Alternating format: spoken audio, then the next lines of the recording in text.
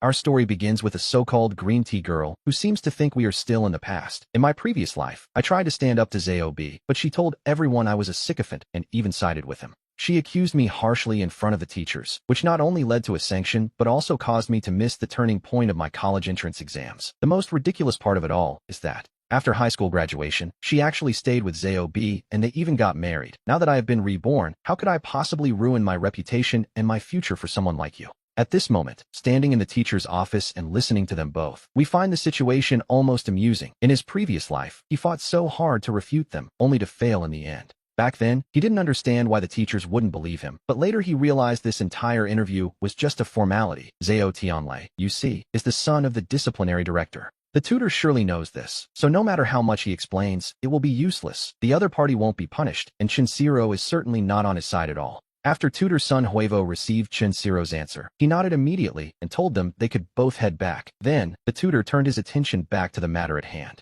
With a clear lack of patience, he asked Ling Weifei what was wrong with him, noting that his grades weren't bad and wondering why he would mess up at such a critical moment in his senior year. He suggested that even if he liked Chinshiro, he should wait until after graduation to pursue her. He insisted it was wrong to hit people and that the punishment had already been decided. He was told to write a 1,500-word self-criticism and warned that this kind of behavior could ruin his life and his chances at the university entrance exam, but he simply replied without expression. He refused. Upon hearing this, tutor Sun Huevo became instantly enraged, his eyes widening as he asked if he understood the gravity of the mistake he had made. The tutor insisted that everyone else was in the right, and that at this critical moment before the exams, he should be grateful the other parents hadn't held him legally responsible. He claimed it was already a generous situation, and informed him that regardless of whether he wrote the self-criticism or not, the outcome would remain the same. One way or another, he was going to be sanctioned for his actions. If he wasn't willing to admit his mistake, the tutor claimed his only remaining option was to call the boy's parents. At that moment, he actually laughed. Finally, the tutor opened the student information records on the computer to find the family's contact details.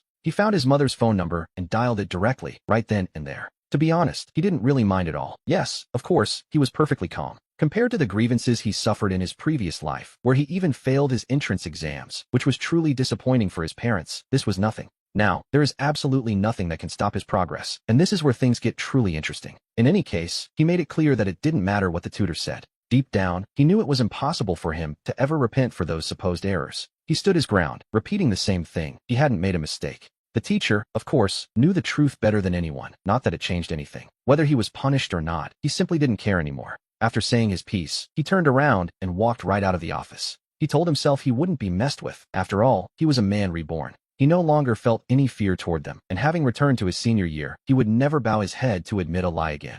We see him remember how, back then, his failure in the college entrance exams had left him utterly devastated. But now, he still vividly recalled every single question from those very exams. He swore to himself that he would reclaim all the glory that rightfully belonged to him. When he returned to the classroom, we find the entire class was already buzzing with excitement. He told his classmates he hadn't been criticized and had informed the teacher that writing a self-criticism was out of the question. After saying that, he calmly sat down and pulled out his books. He was ready to review and consolidate his knowledge once and for all. Sanfei, who was sitting right next to him, gave him a thumbs up and a wide, impressed smile. His friend asked if he really refused to write the self-criticism, wondering what the teacher had said in response. With an indifferent tone, he simply replied that the teacher was going to call his parents. However, Chinshiro became visibly nervous the moment she overheard this. She immediately approached him and led him out into the hallway to talk. Chinshiro advised him with a look of deep concern, asking how he could possibly reject the teacher's demands. She warned him that if he didn't write the self-criticism, things would only get much worse for everyone.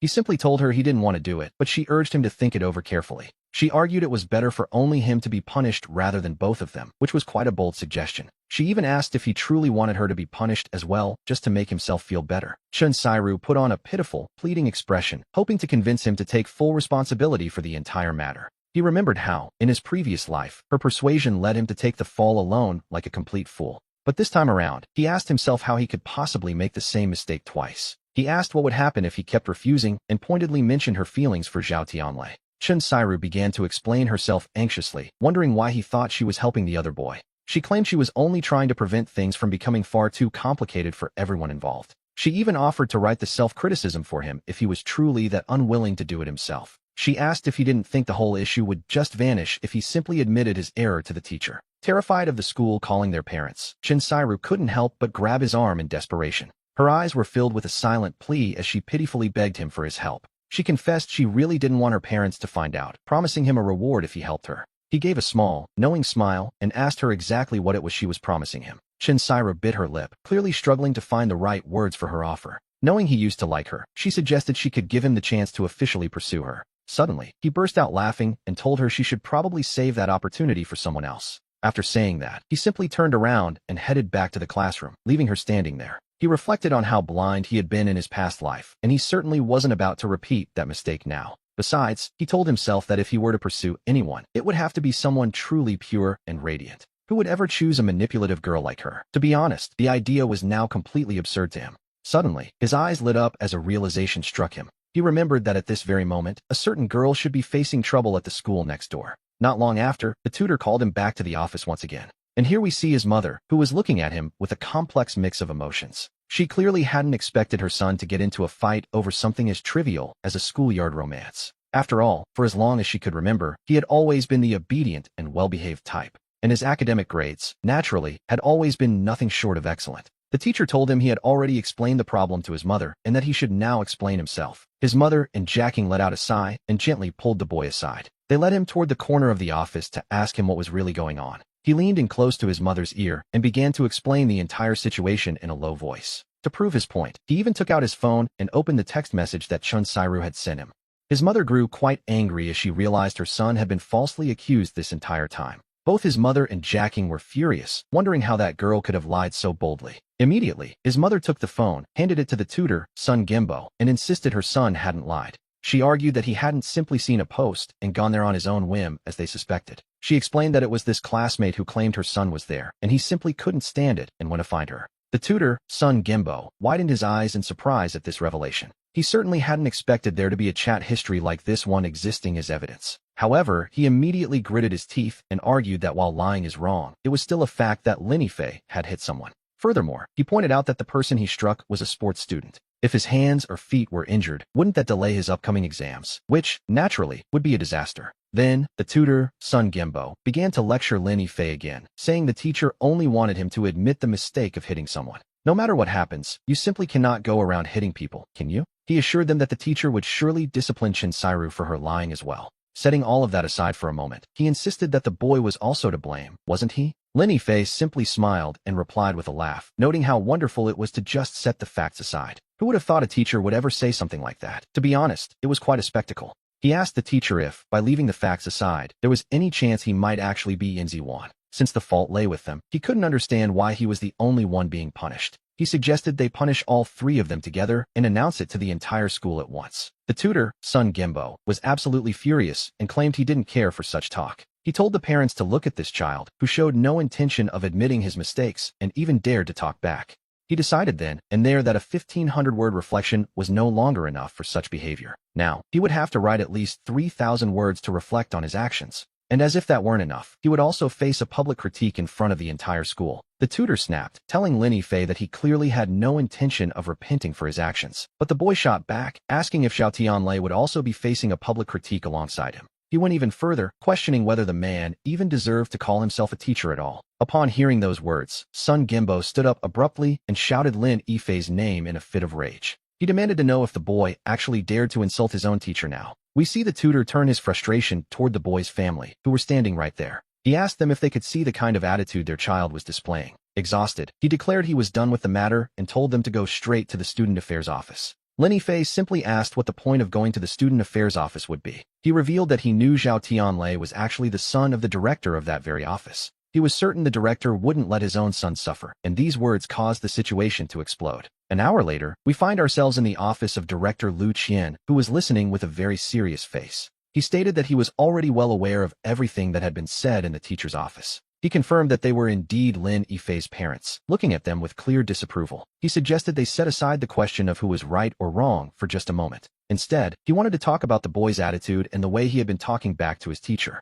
He claimed the tutor was so upset by the disrespect that his heart was actually aching. He asked if that was acceptable, especially the comment about him protecting his own son from suffering. The director insisted that if his son made a mistake, he would be the first to criticize and discipline him. He even declared that as soon as he got home, he would give the brat a proper lesson himself. But he made one thing clear. Lin Fei had to apologize to the teacher and recite a 3,000-word reflection in front of the entire school. In his view, the boy's behavior had already become far too atrocious to ignore. He argued that if a student cannot recognize their mistakes or correct themselves, then the school simply cannot teach them. Upon hearing that final sentence, Lin Fei's mother and Yakin were instantly overcome with worry. The mother asked the director what he meant by that, fearing he was actually planning to expel her son. Since the boy was already in his final year of high school, Director Lu Qian sat there and continued his harsh critique. He pointed out that the boy didn't even respect his tutor, going so far as to say the man didn't deserve his position. He asked, with a touch of dramatic flair, how they were supposed to teach a student like that. It wasn't that they didn't want to teach him, he claimed, but rather that they were truly powerless to do so.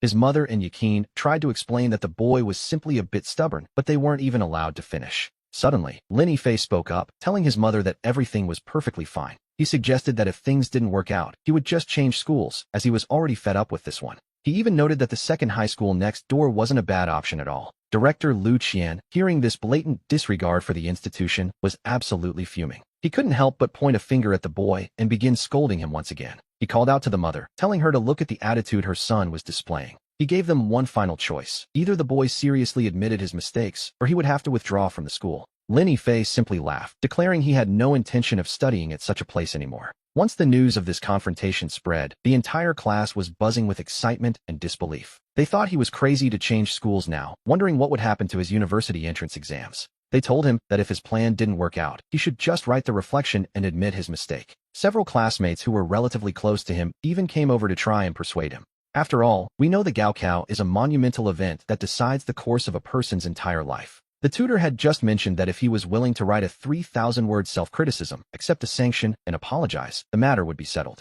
Otherwise, the entire class would be left without their chemistry lessons. Lu Qian spoke up, noting that while being sanctioned for fighting was one thing, this was different. He asked why the boy had to drag the rest of them down too, wondering why he couldn't just apologize. It seemed unfair to him that the whole class had to lose their lessons just because of one person's actions. Chen Sairu had already pointed out that the teacher wasn't even angry at first, but Lin Fei just had to keep arguing. Furthermore, they accused him of hurting Chen Sairu by dragging her into a situation where she would also be sanctioned. They asked if he couldn't just take the punishment alone, pointing out that now Chen Sairu had to call her parents. We see that Chen Sairu was already in tears, and with her parents on their way to the school, the boys questioned his character. They asked how he could make a girl cry, but right at that moment, the entire room suddenly fell into a heavy silence. The deputy director, Guaibua, cleared his throat a couple of times to get everyone's attention. He then asked for Lin Fei to step forward and come outside for a moment. All of his classmates watched him go, their faces filled with a complex mix of emotions. And so, he went out to the hallway to speak privately with Deputy Director Guaibua.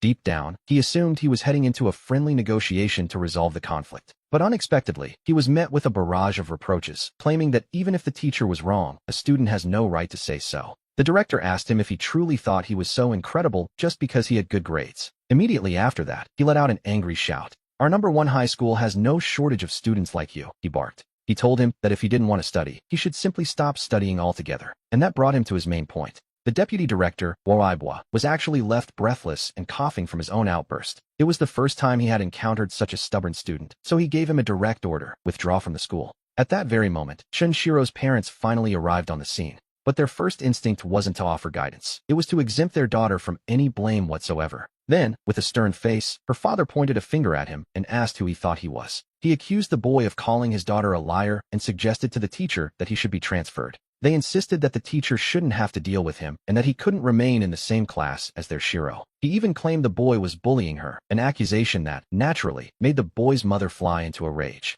Just as she was about to argue back, however, he spoke up directly. He told his mother not to worry, calmly stating that he would withdraw from the school. He was certain that after leaving, his grades would only continue to improve. At that point, we see the physics teacher standing nearby let out a heavy sigh. He mentioned there was a physics competition next month, and he had planned to recommend the boy for it. It was a golden opportunity where, with his skill level, he could have earned extra points for the Gaokao. Since there was only one spot per class, if he withdrew, that chance would have to go to someone else. Hearing this, Shinshiro's mother couldn't help but flash a shameless smile. "Teacher, that competition can also add points to the Gaokao, can it?" she asked. She then suggested her own Shiro for the spot, causing the physics teacher to offer a rather awkward smile. He gently pointed out that the girl's physics grades were, to put it politely, only average. 2 days later, the boy took his withdrawal application and went to find his tutor to have it signed. The tutor's voice echoed through the workspace as he asked the boy if he was truly intent on ruining his own future. He admitted he had never seen a student quite like him, noting what a shame it was given his excellent grades. As it turned out, he had originally planned to enroll the boy in the upcoming chemistry competition. The boy spoke up without a hint of concern, telling the teacher that if he apologized right then and there, he might actually consider staying just to help him out by participating in that chemistry competition. He even added that if he won a prize, he could include the teacher's name on the achievement. The tutor's expression immediately darkened at such a bold and unexpected suggestion. "Just go, get out," he muttered, as he immediately signed the withdrawal request. He told him to take the papers to the academic office for the director's signature and then to the main office. A little later, we see the boy arriving at the academic office to finalize the process. "So, you're withdrawing, are you?" the official asked before signing the form. As the boy handed over the application, Director Lyashinium frowned while reading the reason listed on the form. It stated quite clearly, "Withdrawal due to a conflict with the teacher." "So, you're the student who decided to challenge the teacher, aren't you?" he asked. Director Lyashinium couldn't help but feel a sense of genuine pity for the situation. After all, it was rare to see a student with such high marks leave the school in this manner. But here was the problem. Director Lyashinium wasn't about to back down, seeing him as just another student who defies teachers and lacks respect. He clearly couldn't stay, yet a small smile tugged at the boy's lips as a sudden idea began to take shape. "Director, I heard the school is applying to become a key model institution," the boy remarked quite casually. He suggested that if they needed him, he might stay, provided the tutor and the academic director both offered him an apology. He said he would consider it, but at that moment, Director Lyashinium simply looked at him with utter disdain. To be honest, it was likely the first time anyone had ever dared to make such a bold demand of him. In the director's eyes, the boy was being extremely arrogant and entirely disrespectful with these conditions. The very idea of a student challenging authority and demanding apologies from his teachers was, well, unthinkable. He immediately signed the withdrawal papers, and so, the boy returned to the classroom to pack up his things. His deskmate, Sanfei, let out a heavy sigh and exclaimed that he was completely finished now. "There won't be anyone left for me to copy homework from in the future," he lamented.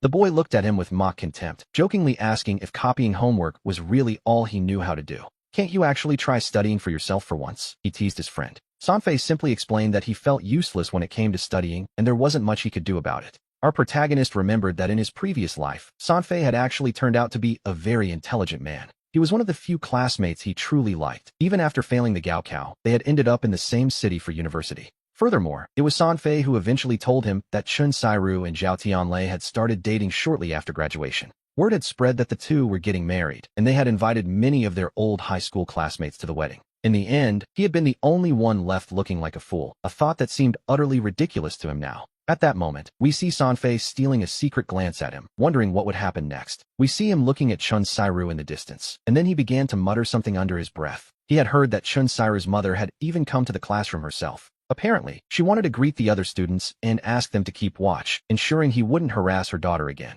After hearing this, he simply laughed and told himself it didn't matter, since he was transferring anyway. Finally, the school bell rang, signaling the end of the day. As everyone began to pack their things, he prepared to leave this school behind for good. He turned around to walk out of the classroom door, ready to start a new chapter. But then a voice called out to him. In that moment, Chun Sairu hesitated as she approached him.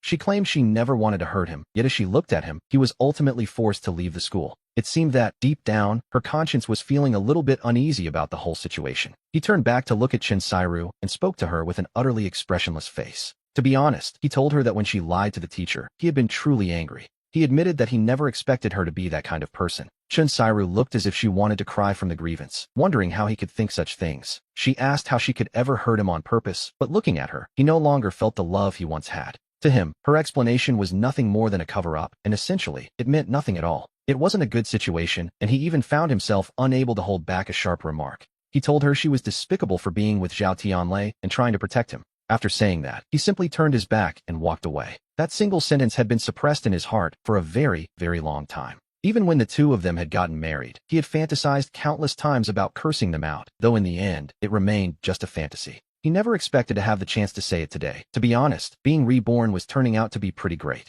He no longer had to live under their thumb, and after arriving home, the first thing he did was turn on his computer. And then, we see him logging into the #1 high school forum. He found his post and wrote that he was very sorry, but due to personal reasons, his novel about dropping out of school would have to be temporarily suspended. In the few days since his rebirth, he had used his free time to post a novel on the school forum. Originally, it was just for fun, a way to see if he actually had any talent for writing. But he never expected the school transfer to happen so suddenly, and since he was leaving #1 high school anyway, There was no problem. There was really no need to keep updating on that forum, was there? Because of that, he made sure to apologize specifically to his readers there. After seeing the suspension notice, many fan comments began to appear on the post. They asked why the updates had stopped and expressed their hope that he would resume writing soon. He looked at these comments and suddenly found himself laughing. It seemed that, deep down, he really did have some talent after all. In the blink of an eye, Monday arrived. And so, he successfully transferred from number 1 high school to number 2 high school. Although the resources at number 2 high school were quite similar to those at number 1,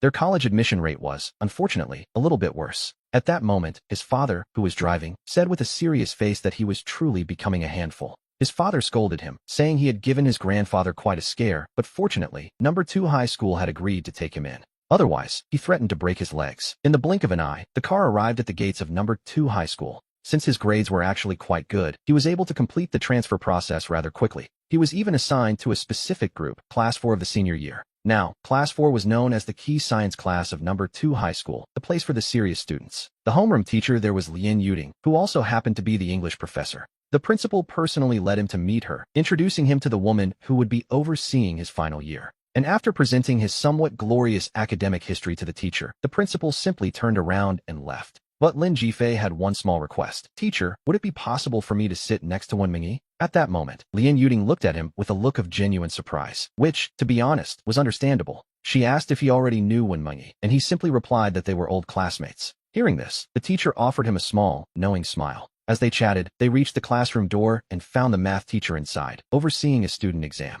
She gave a polite nod and led him into the room, where she smiled at the students and spoke up. Everyone, please allow me to introduce a new transfer student joining our class. Once Lien Yuding finished her brief introduction, she stepped aside to let him introduce himself properly. He greeted them all, claiming his grades were average, but his morals were excellent, and that he never, ever got into fights. Standing off to the side, the teacher couldn't help but let out a small laugh at his peculiar introduction. She announced that he would be joining the class and sitting next to Wenmingyi for the time being. And as soon as those words were spoken, a clumsy-looking girl with glasses lifted her head to catch a glimpse of him. In reality, this was the very first time he had ever laid eyes on Wenmingyi, but he realized immediately that she was a very reserved and shy young woman. In a classroom setting, she was the type who spoke little and lacked social grace, the kind who might even be bullied by others. Girls like her often go unnoticed in class, possessing very little presence, but after graduation, everyone tends to look back. And that is when they discover, much to their surprise, that they were completely wrong about her. Many former students from that same year, and even her own classmates, were left in a state of absolute shock.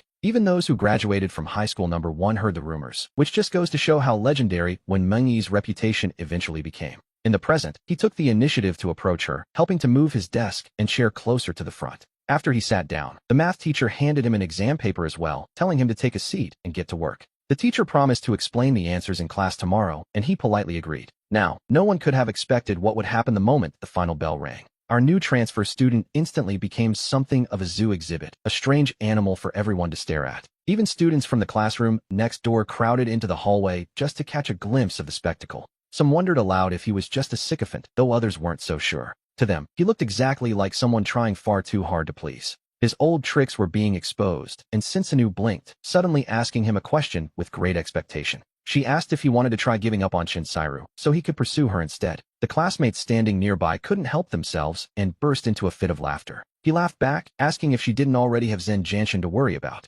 Sinsanu replied that she hadn't promised Zen Janshin anything, and besides, she had a bit of a soft spot for brainy types. We are talking about someone who was in the top 10 of their grade at high school number 1. Upon arriving at our school, he will definitely be in the top 3, and she thinks that is quite amusing. He is obviously a brainiac, yet when he introduces himself, he claims his grades are merely mediocre. It was clear he was expelled for fighting, but here he is, insisting he never fights. Sinsanu looked at him expectantly, wondering what he thought of her proposal. She even asked if she could pursue him instead, as she felt he might just be her type. She claimed to be different from Shinsairu, noting that if someone fought for her, she would be moved to tears. He observed Sinsanu carefully, noting that among high schoolers, she was considered quite a decent little beauty. He figured that once she reached university and dressed up a bit, she would surely be the flower of her class. But just as things were getting interesting, a voice suddenly cut in, calling him nothing but a sycophant. The voice claimed that people didn't like him at all and that he only went around fighting for others. In the end, he was punished and expelled from his previous school for those very actions. Calling him a fool, Zen Janshin glared at him and warned him to stay far away from Sinsanu.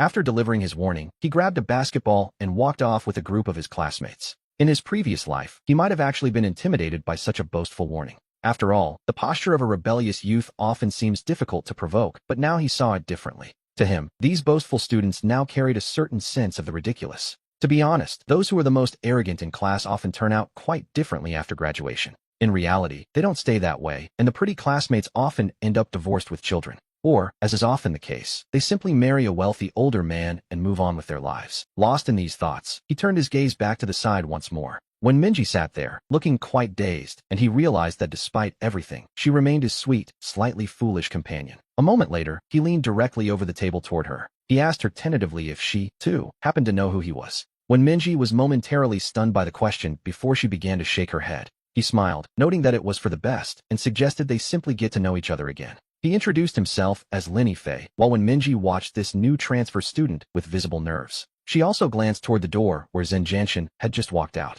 When she asked if he really knew how to fight, he insisted he didn't and that the others were just talking nonsense. She warned him to be careful, speaking with a quiet, gentle concern that caught him off guard. She was worried, you see, because she believed Zhen Jianshan might actually try to hit him. In that moment, he found himself genuinely surprised and asked if she meant the boy from before. When Minji nodded very seriously, confirming that was exactly who she meant. She explained that the situation was serious because Zhen Jianshan had feelings for Sensino. He replied quite calmly, acting as if the whole matter were of no importance at all. Then, out of nowhere, he asked if she had a boyfriend, a question that left when Minji completely speechless. She stared at the transfer student with her mouth agape before finally shaking her head to say she didn't. Immediately, his eyes lit up with mischief as he asked her how she felt about him instead. The idea of being with him terrified her. Her face turned bright red as she began to stammer nervously. Panicked, she claimed there was a question she didn't understand and hurried off to find the teacher. And so, when Minji grabbed a math test and hurried out of the classroom as fast as she could. Looking at her shy personality, we can guess that no boy had ever actually confessed his feelings to her before. It was even more unlikely for her to encounter someone quite as direct as Lin Fei. She was definitely frightened, though he couldn't quite understand why she was so startled. Deep down, however, he felt a special sense of anticipation about what was to come. Perhaps life here at school number 2 was going to be truly interesting after all. This moment of reflection lasted until the school bell finally rang for the next class. When Minji returned to the classroom, looking visibly nervous as she walked back to her desk, she didn't even dare to lift her head, simply clutching her test paper tightly as she sat down. It was obvious that those words, which sounded so much like a confession, had left her feeling flustered and embarrassed. She had no idea how to respond, but then the English teacher entered and looked at him with a very serious expression.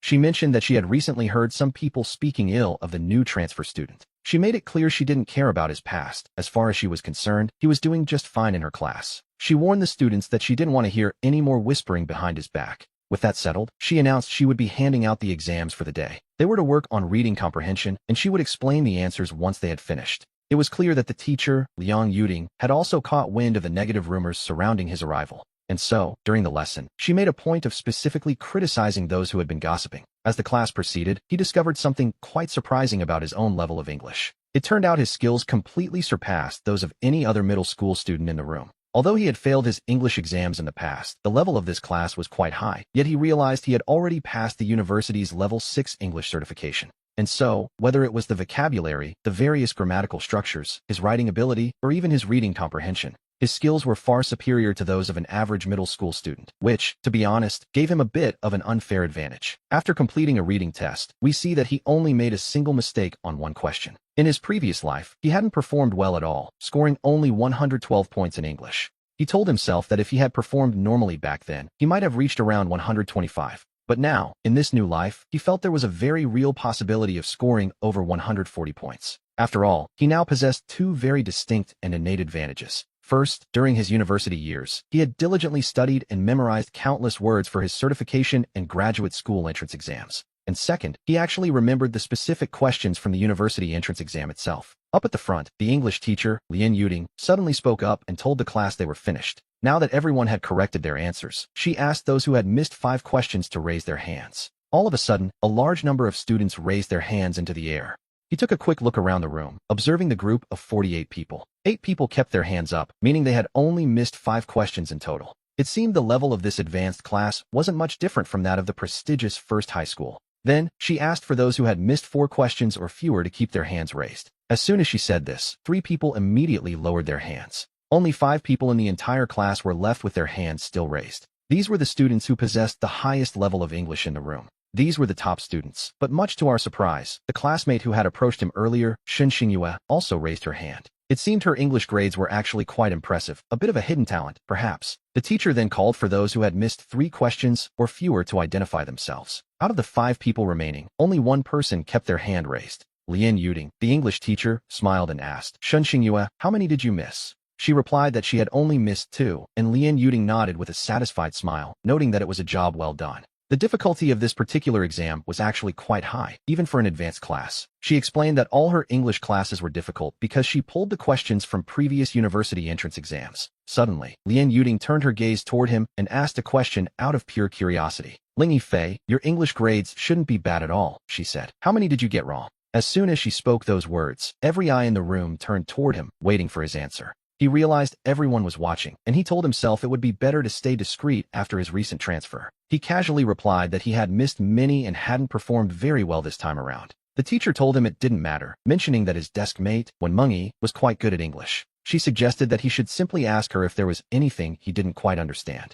His eyes lit up with a bit of mischief as he replied that such an arrangement would be great. He claimed there was a lot he didn't understand, which made Wen Mengyi nervous as she timidly told the teacher she wasn't good at teaching. It was clear he had frightened her earlier. Now, she didn't even dare to imagine having him so close. Seeing an opening, Shun Xingyue spoke up proactively, telling the teacher that she could be the one to help him. She insisted she was available to help, which, naturally, was a very convenient offer for her to make. After saying this, Shun Xingyue gave him a quick wink. She flashed a smile that she clearly considered to be quite charming. He simply smiled back, however, and told her it wouldn't be necessary. He insisted that Wen Mengyi could teach him, but just then, Zhen Jianshan, who was sitting nearby with an air of nonchalance, spoke up. He remarked that while Ling Yifei claimed to be a brainiac, it didn't seem like such a big deal after all. He pointed out that anyone missing more than 5 questions on this type of exam likely wouldn't score above 120 on the final. He added that he had always assumed the students from the first high school were supposed to be the best. It was quite clear to everyone that he was deliberately targeting the new student, a classic move, really.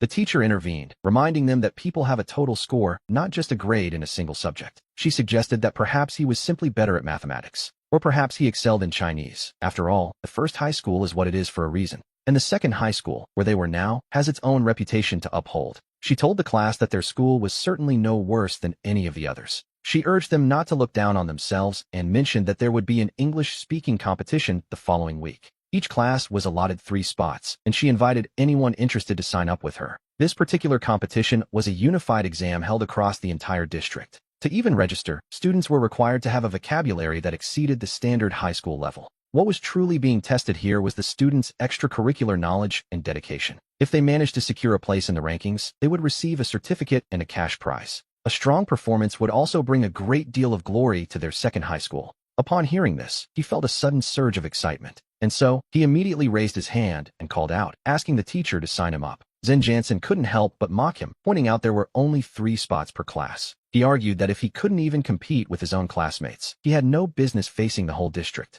He insisted that giving him a spot would be fundamentally unfair to the other students. At that moment, our protagonist found the whole situation rather amusing. He noted that it felt like he was being targeted, though Zhen Jianshan quickly denied it. The boy claimed he was simply saying that with only 3 spots, some sort of filtering was necessary. He reminded everyone that, as the teacher said, the goal was to bring glory to the second high school. Naturally, that meant they had to choose only the most excellent candidates. The English teacher, Lien Yuding, decided to settle the matter right then and there. She suggested they first see how many signed up. If it was only 3, no competition would be needed. However, if the interest was high, they would proceed with the selection process. And so the matter was settled, but as Lien Yuding was preparing to leave, she made a point of stopping by his desk to ask to see his exam. It was likely because he was a transfer student, a bit of an unknown variable, really. Lien Yuding simply wasn't sure yet where his English level truly stood. She wanted to see his performance to understand how she might help him improve his grades. A bit perplexed, he handed it over and told her it was right there. He made sure to remind her, one last time, to choose him for the speaking competition.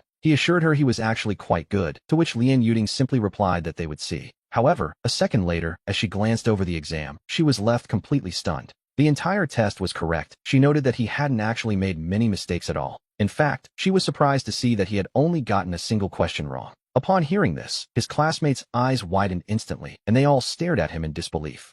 With a perfectly sincere face, he sighed and told the teacher that, for him, missing even 1 question was unacceptable. To him, failing to achieve a perfect score was nothing short of a total failure. Suddenly, the entire classroom erupted into a complete uproar over his bold statement. Lien Yuding couldn't help but smile at him, remarking that he truly was quite the character. She asked him why he hadn't simply raised his hand when she first made the request. She acknowledged his good work and encouraged him to keep putting in that level of effort. After reviewing the exam, she felt a profound sense of relief wash over her. We learned that when she was first assigned to teach this class, she had been told he was an outstanding student with truly excellent grades. Previously, she had genuinely worried that his English might be his one weak point. She had assumed that perhaps his other subjects were simply much stronger in comparison. Now it seemed clear that, at the very least, his English level was exceptionally high. Just as he was taking back his exam, he overheard a classmate complaining behind him. She was asking why the performance had been interrupted and if Sensin you would be reading as well. Wen Mingyi grit her teeth and gave a cautious, somewhat reluctant nod. Not bad, is it? Wen Mingyi thought to herself, feeling that familiar sense of pride once again. It was more than good, actually, and a satisfied smile suddenly spread across her face. She told herself it was only natural, but her words were overheard by Jian Shiki, the classmate sitting right in front of her. Jian Shiki turned around, fixing his gaze on this new transfer student from the first high school. Wait, didn't you come from the first high school? He asked, his curiosity clearly piqued. He wanted to know if she had any idea who was actually writing this novel. She was caught off guard and asked him, with a hint of surprise, how he could possibly know about it too. Is everyone reading it? Wen Mingyi whispered, her voice barely audible. Jian Shiki explained that Professor Luo, their language teacher, was the one who had introduced it to them. It seems that just a day or two ago, the professor had mentioned it to the entire class. He had told them all about a certain novel appearing on the first high school's forum. He said it was quite fascinating, and naturally, they were curious enough to check it out for themselves. He remarked that there were certainly some very interesting people over at her old school. Imagine a student actually writing this kind of novel. It was quite impressive, to say the least. And here, the realization finally dawned on her. It all made perfect sense now. She had been wondering why on earth so many people were suddenly reading her story. As it turns out, the professor himself had been giving it a glowing recommendation. The corner of her mouth curled into a slight, knowing smile, which was well-deserved, really. She decided that during the next language class, she would have to ask the professor for his honest opinion. If everything looked good, she would finally go online and apply to become a contracted author. Just at that moment, Shen Xingyue suddenly called out to our new classmate, Lin Jifei. She asked if he knew the person writing that novel from the first high school forum. Suddenly, we see every eye in the room turn to fixate directly on him. Naturally, everyone was burning with curiosity, and who could blame them, really? After all, he had been one of the top students back at that very school. They figured he might actually know the author, and he simply offered a faint smile. He confirmed that he did, and the moment he spoke, his classmates erupted in excitement. One of them even claimed that if it were made into a TV series, it would surely be a hit. To be honest, most of them had never read anything quite like this before. They felt the author was incredibly talented, while Lin Jifei continued to play it cool. He remarked that the author's vision for a series was impressive before adding with a smile that it wasn't such a big deal. He promised that later on, he would help them find out when the next update was coming. Faced with this sudden crowd of fans, he truly felt the spark of something new. It was the true charm of writing, and he pointedly glanced at Wen Mingyi, his delicate-looking desk mate. He noticed that she was staring back at him, looking for all the world like a curious child. He told the group he would let them know as soon as he had more information. With nothing left to do, the others could only sigh and return to their seats. Still, for the fans, this was considered a very promising bit of news. The crowd finally dispersed, and just then, the bell rang to signal the start of the period. As it happens, this next class was none other than their language lesson. Finally, the language teacher, Luo Bengexuan, made her way into the classroom. "Where is the new student?" she asked, and he quickly replied, "Here I am." He immediately raised his hand, and Professor Luo Bengexuan simply nodded in acknowledgement. Of all his subjects, only language had been consistent, though he had only managed a score of 144. A little later, while the teacher was busy delivering the lesson to the class, Lin Jifei turned slightly and whispered a few words to his desk mate. "1. Your handwriting is truly beautiful," he noted. "Elegant, precise, and full of style." He added that it suited her perfectly, wondering aloud if she was just as lovely without her glasses. We see Wen Mingyi's cheeks instantly flush a deep shade of red. She grit her teeth, having absolutely no experience when it came to boys flirting with her. This was her very first time, and to be honest, she had no idea how to react. She could only lower her head and pretend she hadn't heard a word while he watched her. She studied with intense focus without responding, leaving him feeling a bit lost on what to do next. Not wanting to interrupt her studies further, he pulled out his phone and began writing his novel. At that moment, the bell finally rang to signal the end of the period. Professor Luo Bengexuan walked down and, after catching sight of the phone in his hand, her expression darkened instantly. She realized he had been playing on his device through the entire duration of her class. Suddenly, all the surrounding classmates looked on as if they were watching a dramatic show unfold. In reality, everyone sitting nearby had noticed that this supposed genius from school number 1 had been distracted the whole time. The entire class watched as the teacher stopped him, having caught him with his phone out during the lesson. He simply nodded and replied that, to be honest, he didn't much care for Chinese class. Professor Luo Bengexuan's expression hardened instantly, and she sternly ordered him to step outside. The rest of the students erupted into whispers the moment he left the room. While theories flew inside, out in the hallway, Professor Luo demanded to know why he was using his phone. She reminded him that Chinese was his weakest subject, asking if he had no desire to improve. He offered a faint smile and corrected her, claiming that Chinese wasn't actually a weakness for him at all. He explained he was doing it on purpose, simply wanting to ask permission to write during her lessons. This caused Professor Luo Bengexuan to knit her brows in complete confusion. She asked what he meant by writing things, so he calmly handed her his mobile phone. The professor took the device and was immediately struck with a look of pure astonishment. He quickly pointed out that she was looking at the upcoming plot points for his story. It turns out, he was the secret author behind the famous novel on the School No. 1 forum. He had merely been writing an update, leaving Professor Luo standing there in total silence. She stood there with her mouth agape, staring closely at the screen in utter shock. And indeed, the account logged into the device was undeniably that of the novel's author. Taking a deep breath, Professor Luo asked him once more if he had truly written it himself. This was something she hadn't expected, and her stern criticism melted into a look of genuine admiration. After all, she was a fan of the novel herself. Otherwise, she wouldn't have recommended it to her students. Luo Bengexuan smiled, noting that while his writing was excellent, things still weren't quite right. She insisted he still attend class, as his Gaokao results were far too important to ignore. At that moment, he began to explain that, in reality, he was actually quite gifted when it came to the Chinese language. He even went as far as to guarantee her that he would score over 140 points on the Gaokao. He urged her to believe him, insisting that he would never dream of playing games with his own future. Professor Luo Bengexuan knitted her brows, murmuring to herself as she considered his bold claim. She noted that this still wasn't quite right, unless, of course, a certain condition was met. That condition involved the joint exam between the 4 schools scheduled for this coming Friday. She challenged him to take the top spot in the entire school during that examination. We see her clarify, either the highest total score overall, or the top rank in the Chinese subject specifically. Naturally, she was most interested in seeing him take first place in Chinese. She asked if he wasn't the one who just claimed he was certain to score a 140 on the Gaokao. She told him he didn't even need a 140. If he could simply reach 135, that would be more than enough. Upon hearing those terms, he accepted the challenge almost without a second thought.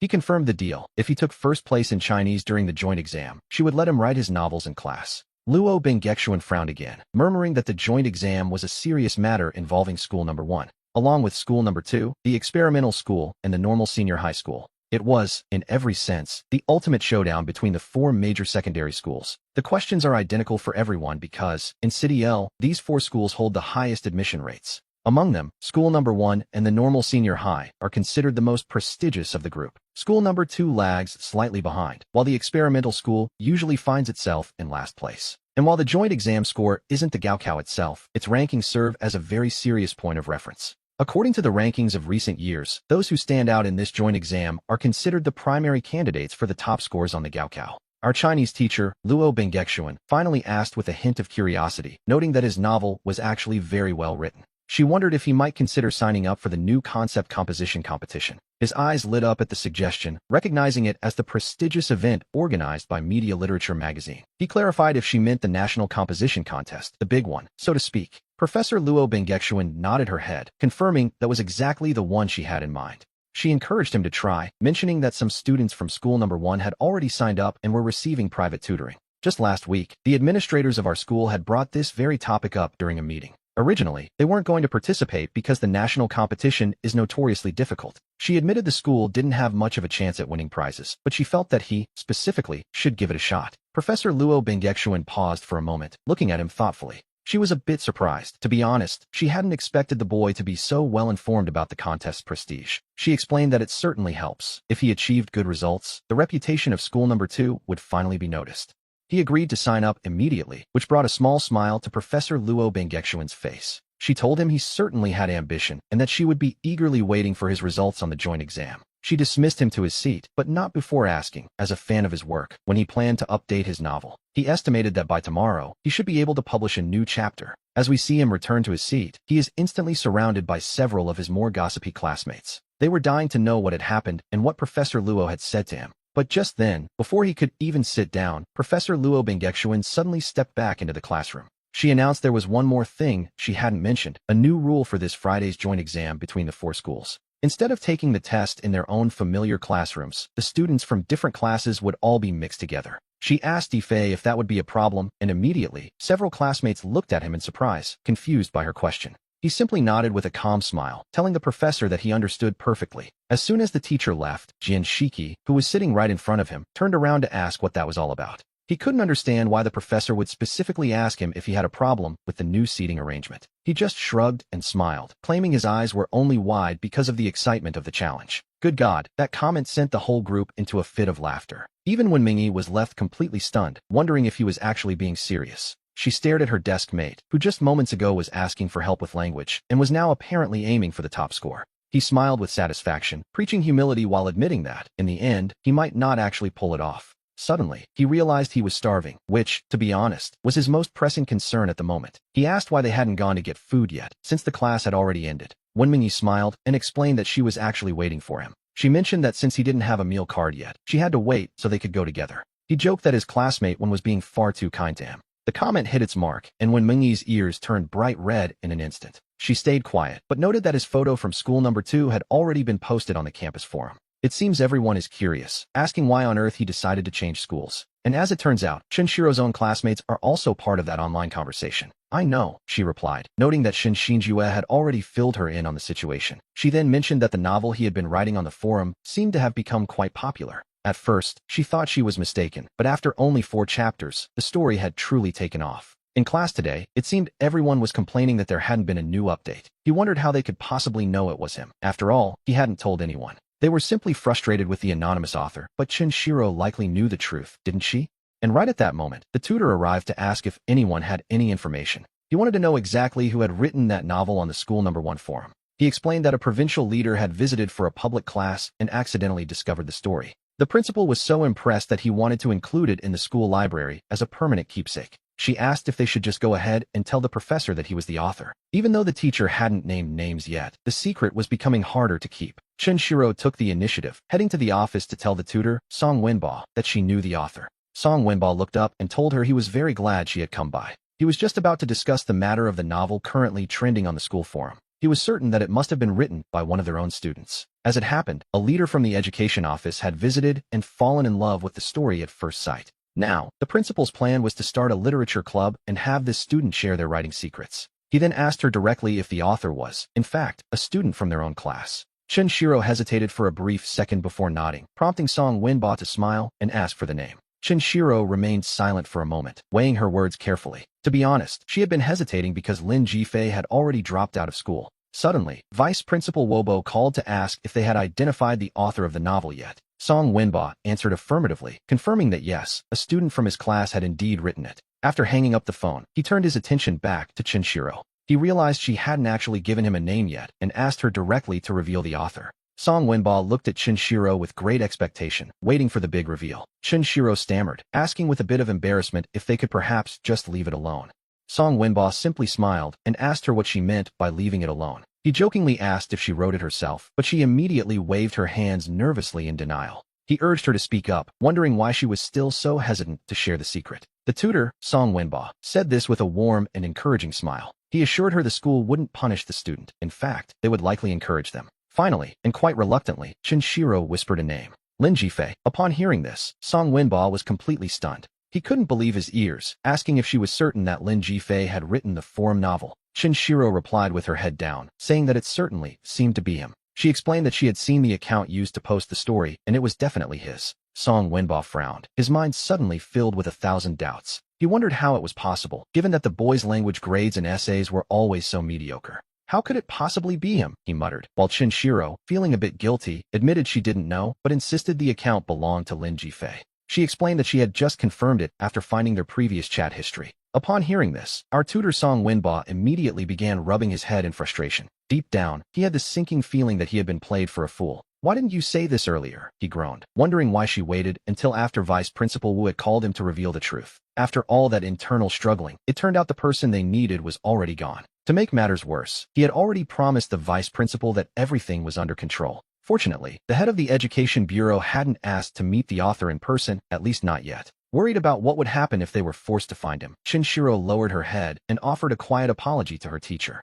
She confessed she simply didn't dare to speak up, considering the boy had already dropped out of school. Song Winba was so incredibly frustrated that he felt almost numb to the situation. The most pressing issue was that he had already boasted in the teacher's group chat that the author was a student in his class. It was a complete embarrassment. The very student he had fought with and who had left school was now the one everyone wanted to praise. He had told everyone that Lin Jifei wrote it, only to realize he actually knew nothing about the boy's talents. We see Chinshiro looking as though she wanted to add something more to the conversation. However, she held back, while Song Winba rubbed his temples in irritation before trying to regain his composure. Finally, he pulled out his phone and dialed Vice Principal Wu Ibo's number. Vice Principal Wu, I'm terribly sorry, he lied, claiming he had spoken to the student and discovered the novel was actually plagiarized. He told him there was no more content and that the boy was too ashamed to admit he hadn't written it himself. After hanging up the phone, Song Winba let out a long, heavy sigh of relief. However, to be safe, he realized he had to make sure no other classmates knew who the real author was. He decided he had to go to the classroom personally to give a warning so everyone would stop talking about it.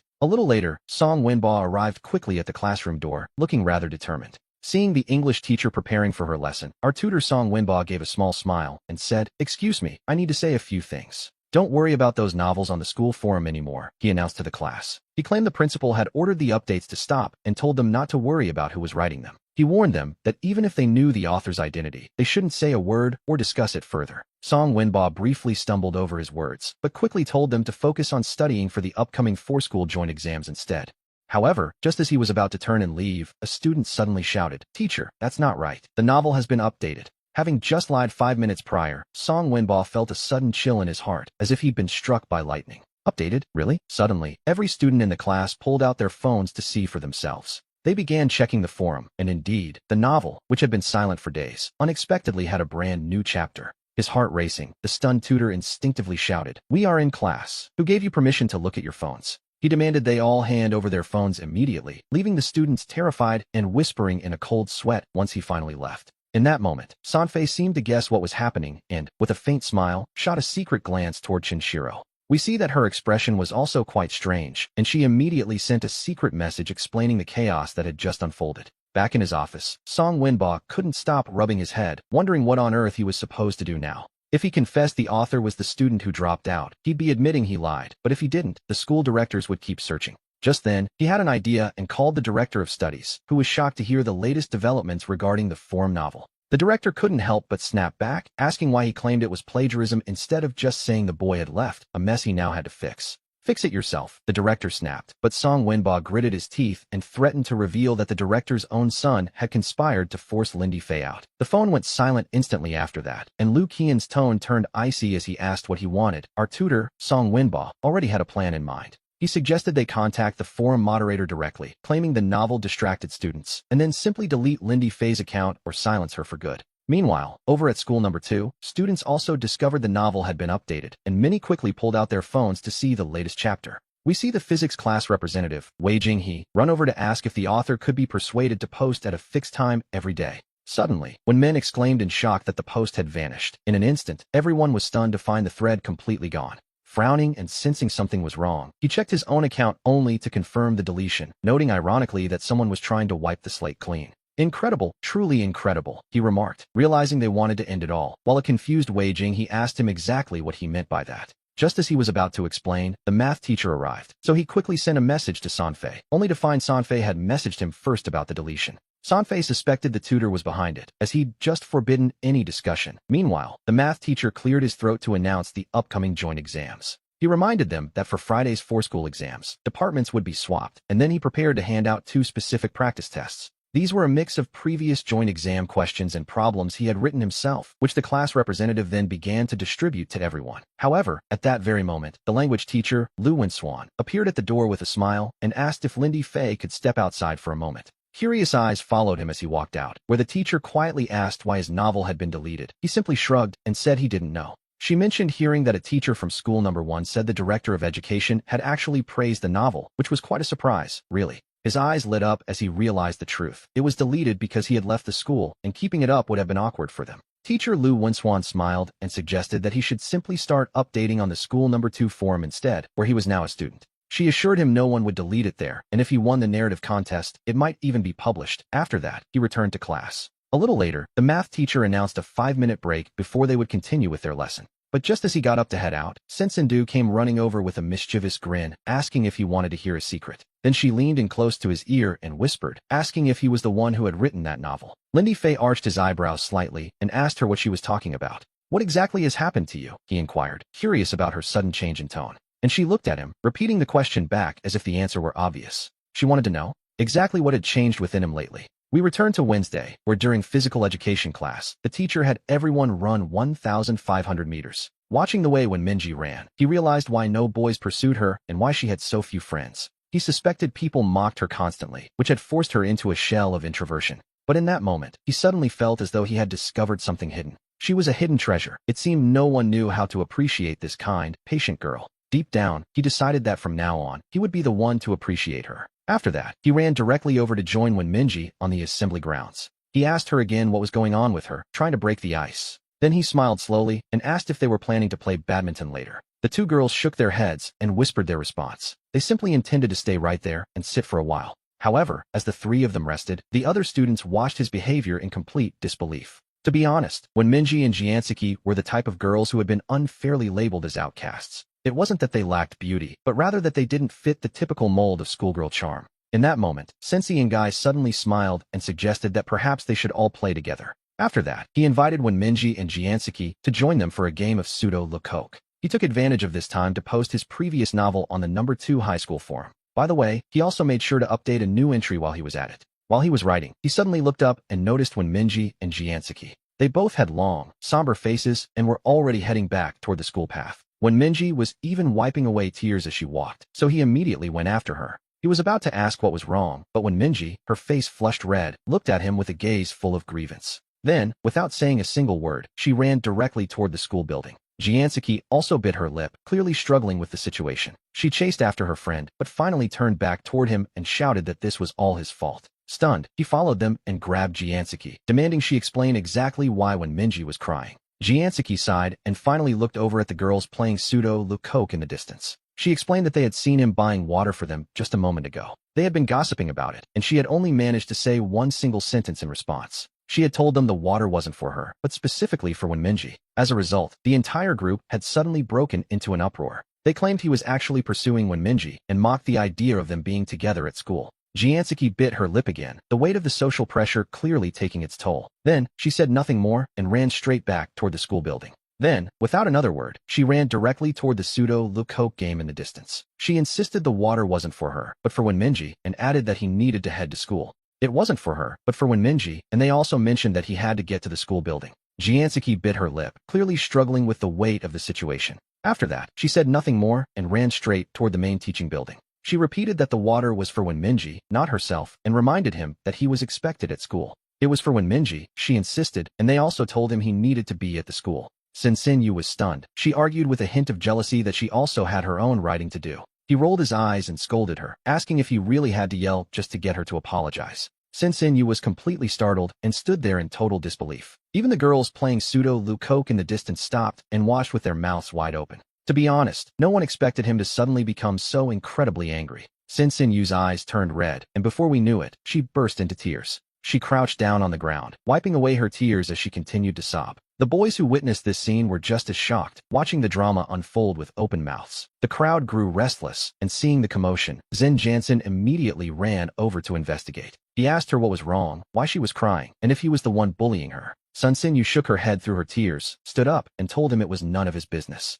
She gave him one final look before turning around to walk away. Zen Jansen's mouth twitched slightly as he pointed at him and shouted a warning not to leave after school. That afternoon, the atmosphere in the classroom became quite strange. Everyone was whispering, especially during the final study period of the day before school let out. At that moment, we see Jinshiki hand a small note over to Minji. The rumor was that Linny Fei had been the one to make Sensenyu cry. Zen Jansen was apparently saying he was going to find people to beat him up after school. Upon reading that line, Minji bit her lips in a fit of nervousness. Then she looked over and whispered, asking him to take a look at what was written. Minji's eyes were filled with nothing but deep concern. She bit her lip again and whispered a soft, "I'm sorry." When asked why he didn't tell the teacher, he frowned and replied that doing so would only drag her into the mess too. He didn't want her involved. He could already imagine the scene if he, Sensenyu, Minji, and Zen Jansen were all called in together. Even if the matter were resolved, the gossip from their classmates would only grow more exaggerated, as it usually does. He had already experienced exactly how that felt during his previous life when he was in love. Gossip can truly shatter a fragile psychological defense, especially for someone like Wonmungi, who already struggles with low self-esteem.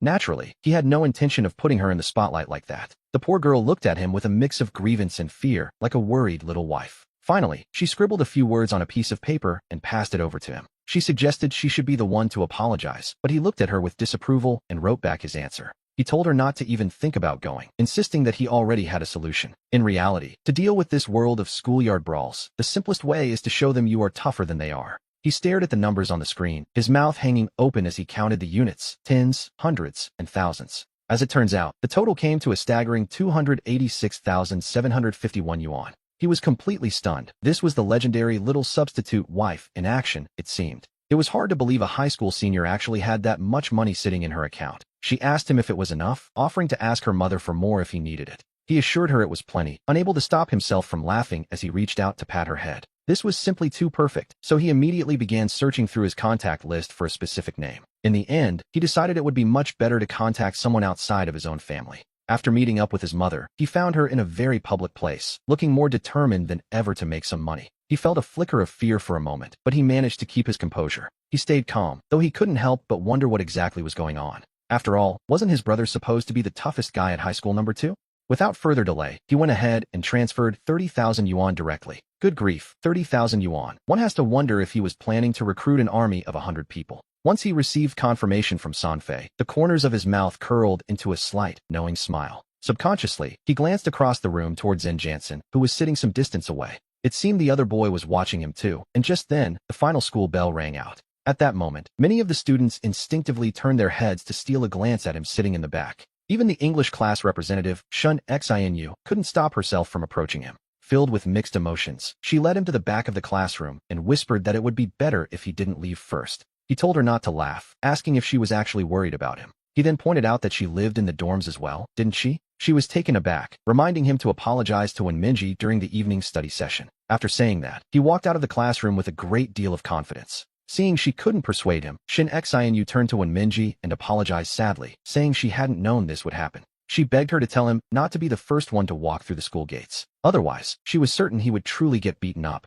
Shun Xinu crouched by Wonmungi's desk, pleading for her help while looking quite frightened. Wonmungi simply shook her head and replied seriously that she trusted her. At this point, Shin Xinu was practically ready to cry out of sheer frustration. To her, it wasn't a matter of belief or trust at all. She knew they couldn't possibly win against those people, as Zen Jansen had recruited a large crowd. She admitted she shouldn't have said those things about them earlier. She confessed she was a bit jealous, but she truly didn't want to see Lin Yifei get hurt by them. She asked Wonmungi if she could use their good relationship to give him some advice. Wonmungi hesitated for a moment before shaking her head and whispering that, actually, she had recruited people too. Hearing this only made Shin Xinu feel more anxious and angry. With 5 thugs waiting for them, she wondered what on earth they were going to do. She gritted her teeth and prepared to head to the teacher's office to report them. But unexpectedly, Wonmungi gathered her courage and told her she couldn't go. She insisted that she simply couldn't tell the teacher about what was happening. At that moment, the gaze of our quiet little surrogate wife, Wonmungi, suddenly became very serious. If she had encountered this kind of trouble before, she wouldn't have had the slightest idea what to do.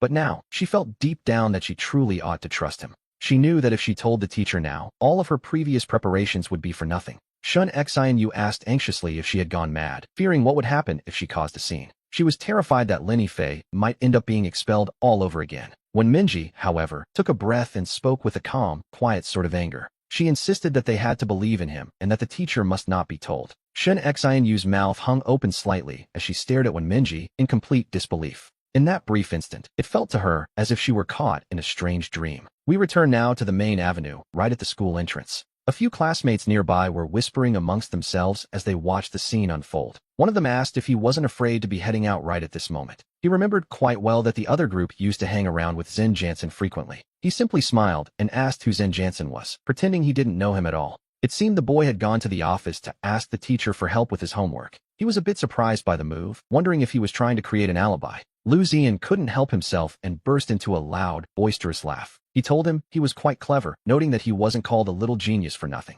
But speaking seriously, he told him that all he had to do was bow his head and admit his mistake. They were all classmates, after all, and there was really no need to be so rigid about things.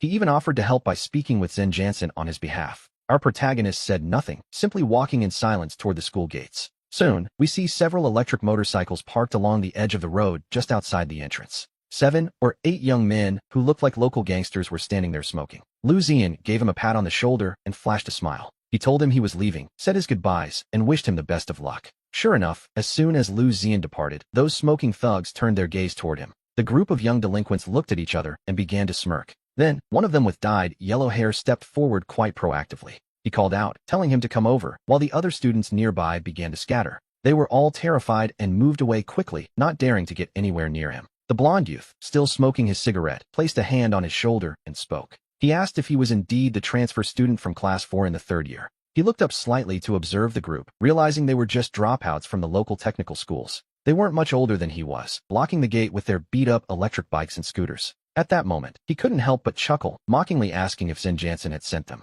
The blond youth shook his head and smiled, telling him they had a few things to discuss. To be perfectly honest, if he were just an ordinary high school student, he might have been worried. Any normal student would be truly terrified to encounter this, especially with these guys and their dyed hair. Between the tattoos, the smoking, and the fact that 2 of them are even reborn, it all feels a bit ridiculous. So, our protagonist simply smiled and asked if this small group was really all there was. He admitted he expected them to bring many more people, prompting the blond youth to laugh mockingly at the insult. A few of the other young thugs standing nearby began to laugh along with him. They sneered, asking him who he thought he was and why he was acting so incredibly smug. Just as they were asking if they weren't enough, Sanfei appeared near the station, muttering to himself as he looked around. Suddenly, a massive wave of young men who had been waiting at the bus station began marching toward the group. They swarmed toward the small-time gangsters, terrifying the nearby students and even the parents who had come to pick up their children. Parents rushed to shield their kids, while the school security guard stood frozen before tremblingly calling the school principal. In an instant, the thugs Zen Jansen had sent were left completely speechless by the sheer number of people arriving. Brother Six looked at them and wondered if these brats were really the only ones they were dealing with. He questioned why they had called so many men, as he had assumed this was going to be a much more serious matter. As it turns out, the opposition was just a couple dozen troublemakers who had clearly skipped too many classes. The person who had originally threatened to beat our protagonist had apparently gone to cause trouble for the teacher instead. Since he wasn't there, he told his men to handle it, noting that both sides were outsiders to the school anyway. He instructed them that if anyone asked, they should simply say they were passing through the area. Brother Six smiled and told our protagonist to go ahead and head home first. Immediately after, his men moved in to surround the small group of young delinquents. They demanded to know who had sent them, closing in as the situation took a very sudden turn. "Don't let your pockets run dry," Brother Six said, before suggesting they unlock the school gate to go have a little chat elsewhere. And so, dozens of men grabbed those few thugs and dragged them off toward a quiet corner. At that moment, the disciplinary director, Lu Xiaoping, came rushing to the school gate, but he found no one left there. He was baffled, wondering what was happening and why he'd been told there was a fight at the entrance. The security guard explained that the dropouts had been dragged away, seemingly toward the back of the school. Director Lu Xiaoping took a sharp, cold breath and asked the question that truly mattered. He needed to know if any of their own students had been beaten or harmed. The security guard shook his head, suggesting that didn't seem to be the case. According to him, it appeared the student involved had already left the scene. Upon hearing this, our disciplinary director felt a wave of genuine relief wash over him. He immediately sent out an urgent message to the school's faculty group chat. This was the official group for all the tutors and teachers of school number 2. He warned them that outsiders were loitering and fighting right at the school's front gates. He instructed them to ask their classes if anyone knew anything about the disturbance. They were to check if anyone had been hurt, and, if so, to notify him immediately. In an instant, every teacher at school number 2 was busy messaging their students to find out what had happened. That night, during the evening self-study session, the third-year class 4 practically exploded with gossip. Someone had hidden by the gate and captured a photo of our protagonist being confronted by the blonde thug. And then, we see the moment a massive crowd of men suddenly rushed out to intervene. In the end, they terrified those small-time gangsters so badly that they nearly fainted from pure fear. "What a beast!" they cried out, as no one expected Lin Fei to have such tricks up his sleeve. Who would have thought he was the boss? He called in dozens of people, and every single one was an adult. Naturally, all the classmates began discussing the matter with a great deal of enthusiasm. In an instant, their admiration shifted. Everyone already knew that Zen Jansen was supposed to be the cool one, especially since his second year, when he used to summon people to the school gates just to show off. He was always looking for a reason to pick a fight with students from other grades. But who could have imagined that the brainy transfer student from the top institute would be even more savage? Zen Xinyue let out a long sigh, scribbled a quick note, and tossed it over to Zen Jansen. After reading it, Zen Jansen became so incredibly furious that he actually threw his book aside. That night, during study hour, Zen Jansen was called to the teacher's office to stand in punishment while writing an apology. Meanwhile, back in the study hall, someone suddenly shouted for everyone to look at a new post about the school dropout novel. It turns out the famous story from School Number 1 had just been published on the School Number 2 forum. The author, using the same ID, continued writing and confirmed they had transferred from the first school to the second. Because of this, all future updates would be posted right there on the School Number 2 forum. Immediately, the hype moved to School Number 2, and a crowd of girls became visibly excited. Siki opened her eyes wide in complete disbelief at the news. She turned back toward Wenminji, who was sitting behind her, and asked her about it in a low whisper. She pointed out that the author explicitly claimed to have transferred from the first institute to their own. Then, almost unconsciously, her gaze drifted toward the empty seat right next to Wenminji. She expected her friend to be shocked, but to her surprise, Wenminji simply nodded as if she already knew. The instructor cried out in total astonishment, realizing that it was true. It really was Lin Yifei. As soon as those words were spoken, everyone in the classroom abandoned their work and rushed over, causing an immediate stir. They wondered if Lin Yifei had actually written it, as they all assumed it was the work of one of his classmates. But then we remember that he was the only one who had transferred from the first institute, wasn't he? Shen Xingyue smiled and remarked that, in that case, it was almost certainly him. Wenminji and her friend locked eyes for a moment, as if they were silently confirming a few suspicions. However, at that very moment, Su Haijin suddenly hurried over to Shen Xingyue's side and spoke in a low whisper. She nervously asked what they should do and if they ought to offer an apology. After all, not even Zhen Jianshan could handle him. She feared Lin Yifei might send someone to retaliate. Shen Xingyue let out a sigh and replied that while that was unlikely, she should still apologize. She suggested writing an apology letter, perhaps a few hundred words long, to make amends. Su Haijin nodded immediately, pulled out a notebook, tore out a sheet, and began drafting her apology right then and there. After the first hour of evening study, Su Haijin timidly approached Wenminji, stammering with nerves. She managed to choke out that she was sorry and shouldn't have spoken about her that way earlier. With that said, she handed over the apology letter she had worked so hard on.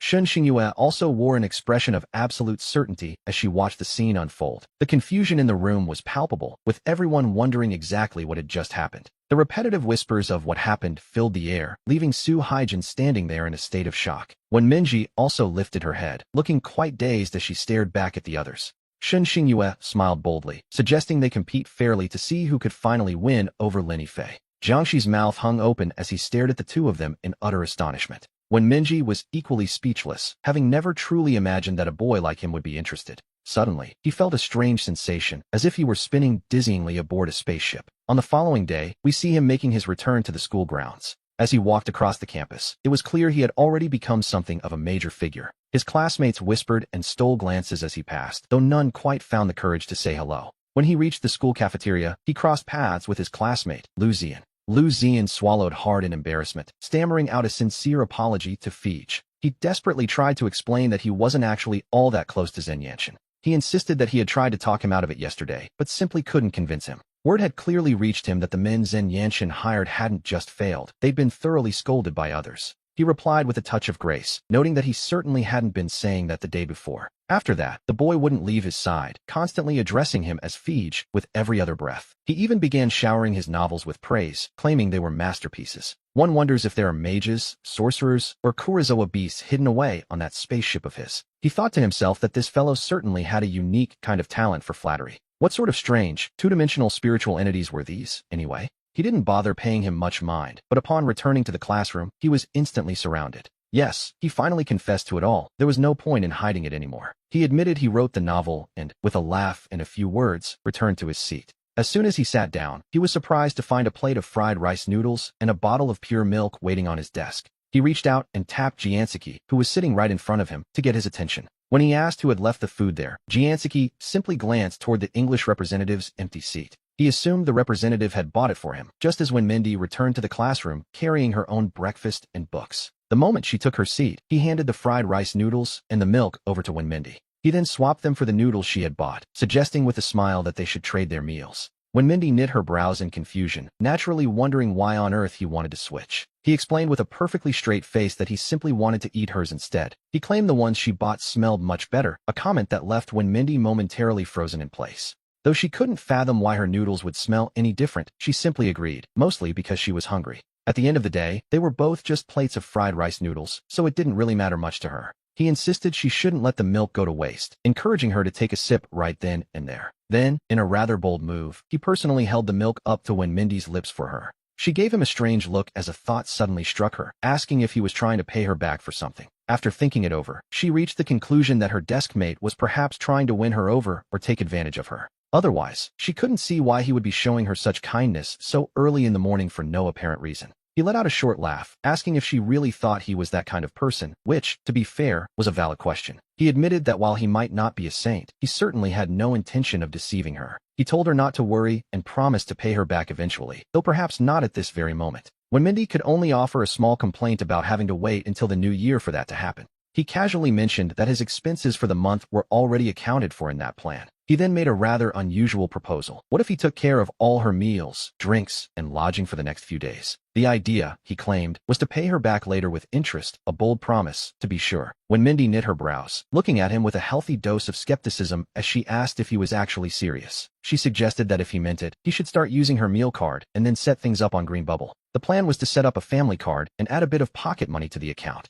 When he asked if $3,000 a month would be enough, when Mindy simply shook her head in disagreement. She insisted that was far too much, claiming that $600 would be more than sufficient for her needs. He couldn't help but roll his eyes at that, firmly telling her that she had to spend at least $1,000 a month. He even joked that if she didn't spend it all, she would somehow fail her classes. He lectured her gently, saying girls should learn how to spend money and that she was being far too frugal. After that, he added Mindy's Greenbubble account to the family card and set a strict monthly limit of $1,000. When Mindy, looking a bit dazed by the whole situation, simply agreed to give it a try. At that moment, he found the behavior of this little rich girl truly amusing, almost enough to make him laugh out loud. Our scene shifts as the tutor, Lien Yuding, suddenly called him and Zhen Jansong out of the classroom. Naturally, their fellow classmates couldn't resist stealing glances toward the door to see what was happening. They watched the hallway out of the corners of their eyes, curious about the unexpected summons. Out in the hall, it was clear that Lien Yuding was in no mood for games, as she wore a very serious expression. She wasted no time, asking the two of them if they understood exactly why they had been called out there. He offered a small smile and tried to reassure the teacher, insisting that he really hadn't been fighting. He explained that yesterday was simply his cousin's birthday, suggesting that if she didn't believe him, she could just ask Zhen Jansong. He even added that Zhen Jansong was his iron brother, a bond as solid as they come. Lien Yuding raised an eyebrow, asking if they were such good brothers that they'd like to be seated together in class. At the mere suggestion of that, both of them responded almost in perfect unison with a resounding no. Lien Yuding crossed her arms, looking a bit helpless as she questioned why such iron brothers wouldn't want to sit together. He smiled and admitted that, to be honest, he was mostly afraid it would negatively affect his studies. He pointed out that if they sat together during lessons, they would undoubtedly spend the entire time chatting. Lien Yuding studied him closely and noted that he didn't actually look like he had been in a fight at all. As for Zhen Jansong, well, that much was already quite obvious. Word had it the boy had stayed behind with the math teacher yesterday, insisting on taking an exam, so he clearly hadn't been fighting either. She gave him a long look and finally agreed not to report the matter to their parents for the time being. However, she warned Lin Jifei and Zhen Jansong that if she caught them in a conflict or calling outsiders to the school, there would be no excuses. They would have to go straight to the academic office and explain themselves to the director, a prospect no student enjoys. He simply smiled and gave her his word that he understood perfectly. Then, he casually changed the subject to the English-speaking competition she had mentioned previously. When he expressed his desire to participate, Lien Yuding took a deep breath and waved Zhen Jansong back to class. Once they were alone, she pulled him aside, worried that Zhen Jansong was actually bullying him into staying silent. She wondered aloud how on earth she was supposed to explain all of this to the school leadership. He jokingly asked if she should tell them that the crowd yesterday was just there for his cousin's birthday and happened to pass by the gate. And despite the tension of the situation, Lien Yuding couldn't help but be amused by his little joke. Then, he casually remarked that the teacher looked truly beautiful whenever she smiled. Lien Yuding, for her part, simply couldn't handle the boy's silver tongue. She gave him a playful kick and burst out laughing, telling him to get moving and return to morning reading. Evidently, this little sugar bomb of a compliment worked, and she decided not to investigate their business any further. We then see Lien Yuding standing at the front of the class, ready to make an announcement. She informed the students that the joint exam for the 4 schools would be held the following day. In the afternoon, she would be handing out the official exam certificates to everyone. She warned them to keep the documents safe before moving on to the English-speaking competition. Since only 3 people had signed up so far, there was no need for a preliminary selection process. The participants were Lin Jifei, Shun Xingyue, and Jian Shiki. She told the 3 of them that they were free to begin their preparations on their own. By the way, she added that for the New Year's Gala, every class was required to present at least 2 performances. Anyone with a planned act was instructed to register with the Arts Committee as soon as possible. Meanwhile, over at High School Number 1, the classroom was absolutely buzzing with excitement. The students were gossiping about a novel that had recently moved from the High School Number 2 forums to their own. Rumor had it that the story was actually written by a transfer student. One student mentioned that he had even gone so far as to ask the people at the other school for details. They had told him there was only one senior transfer student who fit the description. Could it be that Lin Jifei wrote it? Suddenly, the chatter died down because Vice Principal Guaibua was standing at the back door. He stood there silently for a moment, having overheard exactly what the students were discussing. He frowned and asked quite pointedly who exactly had sent that forum novel over to high school number 2. In an instant, every single student in the classroom was left utterly speechless. As they all exchanged confused glances, Vice Principal Guaibua called out for the class monitor with a very serious expression. At that moment, the class monitor, Chen Ziyi, stood up with a bitter smile and admitted he simply didn't know. He confessed he didn't even know who had written it, which prompted a surprised retort from Vice Principal Guaibua. He wondered how it was possible that someone told him it was written by a student in their class who had transferred from high school number 1. If it really was someone from their class, then it almost certainly had to be Lin Jifei. This revelation left Vice Principal Guaibua looking quite stunned for a moment. He noted that the class tutor had mentioned finding the student responsible. He asked if it was true that the tutor stopped the novel out of fear it would affect college entrance exam results. Everyone shook their heads, but then Sanfei suddenly stood up and confirmed that Lin Jifei was indeed the author. He explained that he had heard a leader from the Education Bureau praising the novel at the time. He had asked about it, but the class tutor told them all not to worry about the matter. And that was the end of it, though Vice Principal Guaibua immediately frowned and took on a very stern look. He simply told them he understood and instructed them to continue with their studies. After saying that, he left the room, and as soon as the vice principal was gone, the atmosphere shifted. The second-year classroom practically exploded with excitement and chatter. A large crowd quickly surrounded Sanfei, desperately wanting to know if Lin Jifei really wrote it. Meanwhile, we see the class tutor, Sun Gimbo, quietly organizing exam papers in the office. Suddenly, Vice Principal Guaibua walked in, looking like he had a few things to discuss. Every teacher in the office looked up at once, their attention immediately captured. Guaibua stood in the doorway, and to be perfectly honest, he seemed to be in an extremely foul mood. He curtly requested that the second-year class tutor step outside for a moment. After that, the two of them moved just outside the door to speak in private. The tutor was stunned to hear that the novel was being updated on the high school number 2 forum. Sun Gimbo suddenly trembled, a cold sweat breaking out across his forehead. He had originally assumed that by banning the account, the updates would simply stop. Who would have thought the boy would run straight to a rival school's forum to keep writing? Vice Principal Guaibua continued, his expression becoming increasingly stern. He reminded the tutor that he had claimed to have spoken with the parents to stop the story. Supposedly, it was affecting his studies, yet the students were saying it was written by the boy who left. Sun Gimbo could only manage an awkward smile, stammering that he was also confused. At that point, Guaibua couldn't help but start scolding him openly. He told Sun Gimbo not to think for a second that he didn't see through this little charade. He suspected the tutor was simply afraid to admit the author was the student who quit after their argument. He asked what there was to be afraid of, as if the identity of the author actually mattered. He noted that a direct explanation would have been better rather than putting him in this difficult position. He wondered how he was supposed to explain this to the Education Bureau leader now. He had specifically told the leader that the updates had stopped to prioritize the boys' studies. And in just a few days, that same leader would be visiting high school number 2 for a class. He asked if the tutor understood the gravity of their current situation, with high school number 1, number 2, and Iguasi Experimental all in the running. They were all competing fiercely for the prestigious title of Provincial Key Demonstration School. It was absolutely vital that they didn't give the provincial leaders even a single bad impression. He ordered him to find a way to make the student withdraw the novel immediately, or better yet, have him return to their own forum to post. Sun Gimbo could only stand there with his mouth slightly open, completely dumbfounded by the demand. Vice Principal Guaibua then added with a very serious look that he recalled Sun Gimbo was applying for a senior teacher position this year. He warned that if this matter turned high school number 1 into a laughingstock, the consequences for his career would be severe. He urged him to take advantage of the fact that not many people knew yet and to fix the problem immediately. Whether the boy returned to their forum or not, something had to be done to stop the embarrassment. The pressure was mounting, and it was clear that doing nothing was simply not an option anymore. If they didn't act, the entire situation would become an unbearable humiliation for the school. Deep down, he realized it would have been much better to claim from the start that the author was someone outside the school. Sun Gimbo grit his teeth and finally spoke up, accepting the weight of the situation. He admitted it was his fault and promised the director that he wouldn't let the school lose face because of his mistake. Only then did Vice Principal Guaibua nod in satisfaction, his point finally having hit home. After that, he placed both hands behind his back and turned to walk away, leaving the tutor to his thoughts. During the third period, we see Sun Gimbo standing before his students, trying to project an air of calm about the school's reputation. He told the class not to worry about the school's standing, though his own nerves were clearly frayed as he began the lesson. He announced he had something to ask them, specifically wanting to know which of them still had a good relationship with Lin Jifei. The students below simply looked at one another in silence, unsure of how to respond to such a sudden question.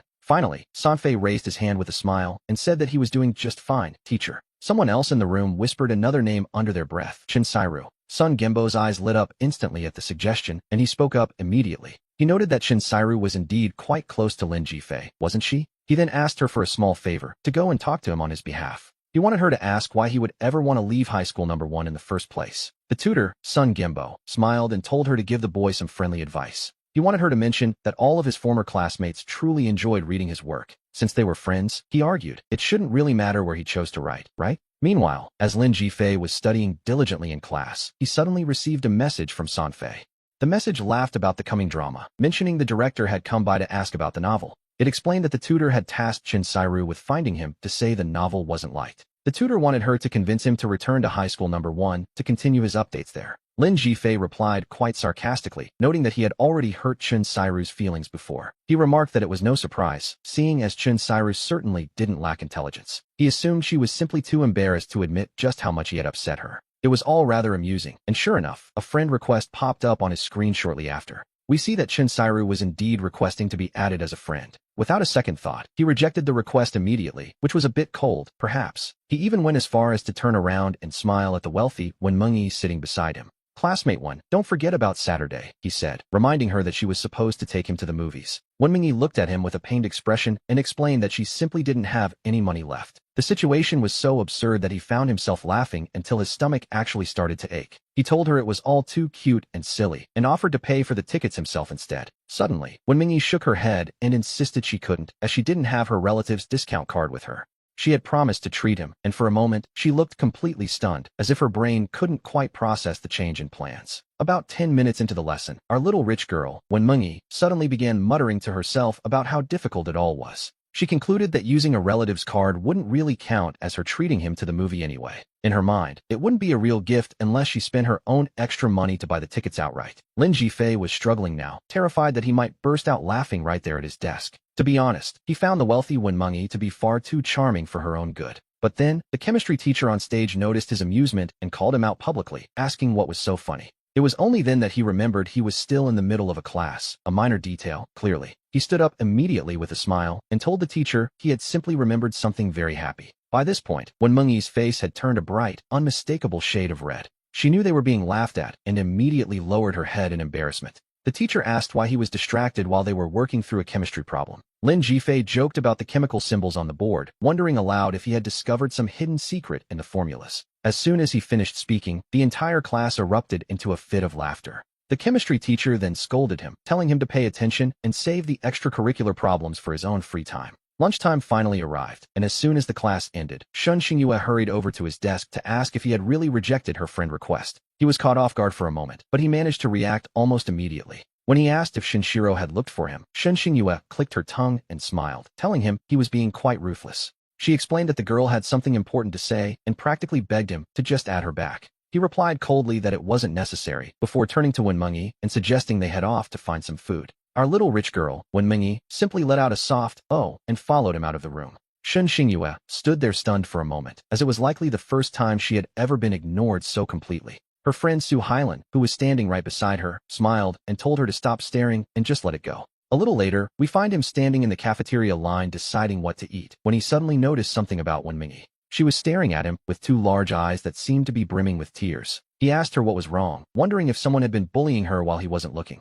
He looked at Xianshiro, not knowing whether to laugh or cry, and asked why she had suddenly become so emotional. Xianshiro just shook her head, and then Wenmengyi asked in a low, guilty voice about his ex-girlfriend. She wanted to know if that girl from school number 1 was actually very beautiful. He let out a small chuckle and asked her, quite directly, if she was feeling a bit jealous. Wenmengyi simply bit her lip and said nothing, though her eyes were filled with a clear sense of grievance. After that, the three of them found a quiet corner to sit down together. As they ate, the conversation turned to whether or not he was going to sign up for the upcoming arts performance. Wenmengyi watched him with curiosity, and after a few seconds of silence, he finally offered a small smile. He wondered aloud if he should even bother signing up, but then Xianshiro spoke up to give him her opinion. I'll tell you a secret, she began, revealing that Wenmengyi had actually won first prize in last year's arts performance. Upon hearing this, he couldn't help but feel a little surprised. Wenming immediately shook her head in embarrassment, clearly not wanting the spotlight just yet. Shiro told her not to be like that, while Qian Shiki smiled and asked what she was so afraid of. She insisted it was a great advantage, before sharing the secret that Wenmeng was actually a very talented pianist. After they finished their meal, the group stayed behind to chat for a while longer. Regarding the arts performance, he finally smiled and announced that he would sign up voluntarily. Meanwhile, we see Xianshiro arriving at the teacher's office with a specific goal in mind. She explained to the teacher that Lin Jifei had actually hurt her friend and she felt terrible about it. She admitted she had tried calling him to no avail and suggested the teacher might have better luck calling him personally. Their tutor, Song Wenba, was left momentarily speechless by the request. He noted that since they were classmates, she should be much better at talking to him than a teacher would be. He asked, with a hint of confusion, if she wasn't the one who used to have such a good relationship with him. Xianshiro tried to convince him in a low voice, simply stating that those days were in the past. Song Wenba offered some somewhat bitter advice, suggesting that boys are actually quite easy to coax if you know how. He told her that all she really needed to do was say a few nice words to his face. He even suggested she try inviting him to lunch and offering to pick up the tab. After all, the teacher felt he also bore some responsibility for Lin Jifei's decision to withdraw from school. He admitted he hadn't handled things well at the start, while Xianshiro asked with a touch of grievance in her voice. Professor, if that's the case, then why are you so reluctant to call Lin Jifei yourself? She suggested it would be much better if he told him himself, leaving Professor Song Wenba completely stunned. He opened his mouth slightly, clearly wanting to say something, but the words simply wouldn't come out. Suddenly, Xianshiro summoned her courage and asked if he was perhaps just feeling a bit embarrassed. At that, the tutor's face darkened instantly, a reaction she probably should have expected. He snapped back, asking what nonsense she was talking about before telling her to head back to class. Xianshiro didn't argue, simply replying that she was leaving then. However, as soon as the student stepped out of the office, Song Wenba felt a wave of immediate regret. He gave himself a sudden slap on the forehead, sighing at his own hesitation. Biting his lip, he finally found the student contact list on his computer, but he couldn't bring himself to dial the number. After much hesitation, he decided to call in Lin Jifei's old desk mate, Sanfei, instead. Sanfei arrived and stood up straight, while Song Wenba forced a smile that didn't quite reach his eyes. He noted that since they were desk mates, their relationship must be good, and asked if he could talk to him. The request was specific: tell him not to publish that novel on the high school forum anymore. He wanted him to return to the first high school's platform to post his updates there instead. He even suggested, quite hopefully, that perhaps he could wait until after the exams to finish writing it. The tutor offered a rather shameless smile as he tried to justify his request. He claimed his main concern was simply that the writing might affect the boy's studies. Sanfei, knowing exactly what was going on, asked why he was still worried about the grades of a student who had already transferred. Besides, he pointed out that writing on the original forum would surely be just as distracting. Song Wenba cleared his throat and kept smiling, insisting that it was, in fact, quite different. Sanfei, with a rather smooth tongue, asked if he could simply help the teacher get in touch with Lin Jifei. He told him he could do it, which made Professor Song Wenba's eyes light up instantly, though Sanfei hesitated and scratched his head with a smile. He explained that he still owed him money and felt too embarrassed to reach out, but the tutor simply waved his hand and smiled. He insisted it didn't matter at all and asked what could possibly be wrong with such a situation. He even went as far as to ask how much he owed, offering to pay the debt himself. Sanfei asked in disbelief if he was serious, while Song Wenba took a moment to consider the situation. Deep down, he knew this was tied to the school's reputation and his own application for a full professorship. He immediately gave a generous smile, telling him that, of course, the teacher needed his help too. When asked again for the amount, Sanfei lowered his head and touched his nose, smiling as he admitted it was only 400 yuan. At that, we see Professor Song Wenba grit his teeth, a small price for his peace of mind, perhaps. He agreed, telling him it was fine and that he would give him those 400 yuan right then.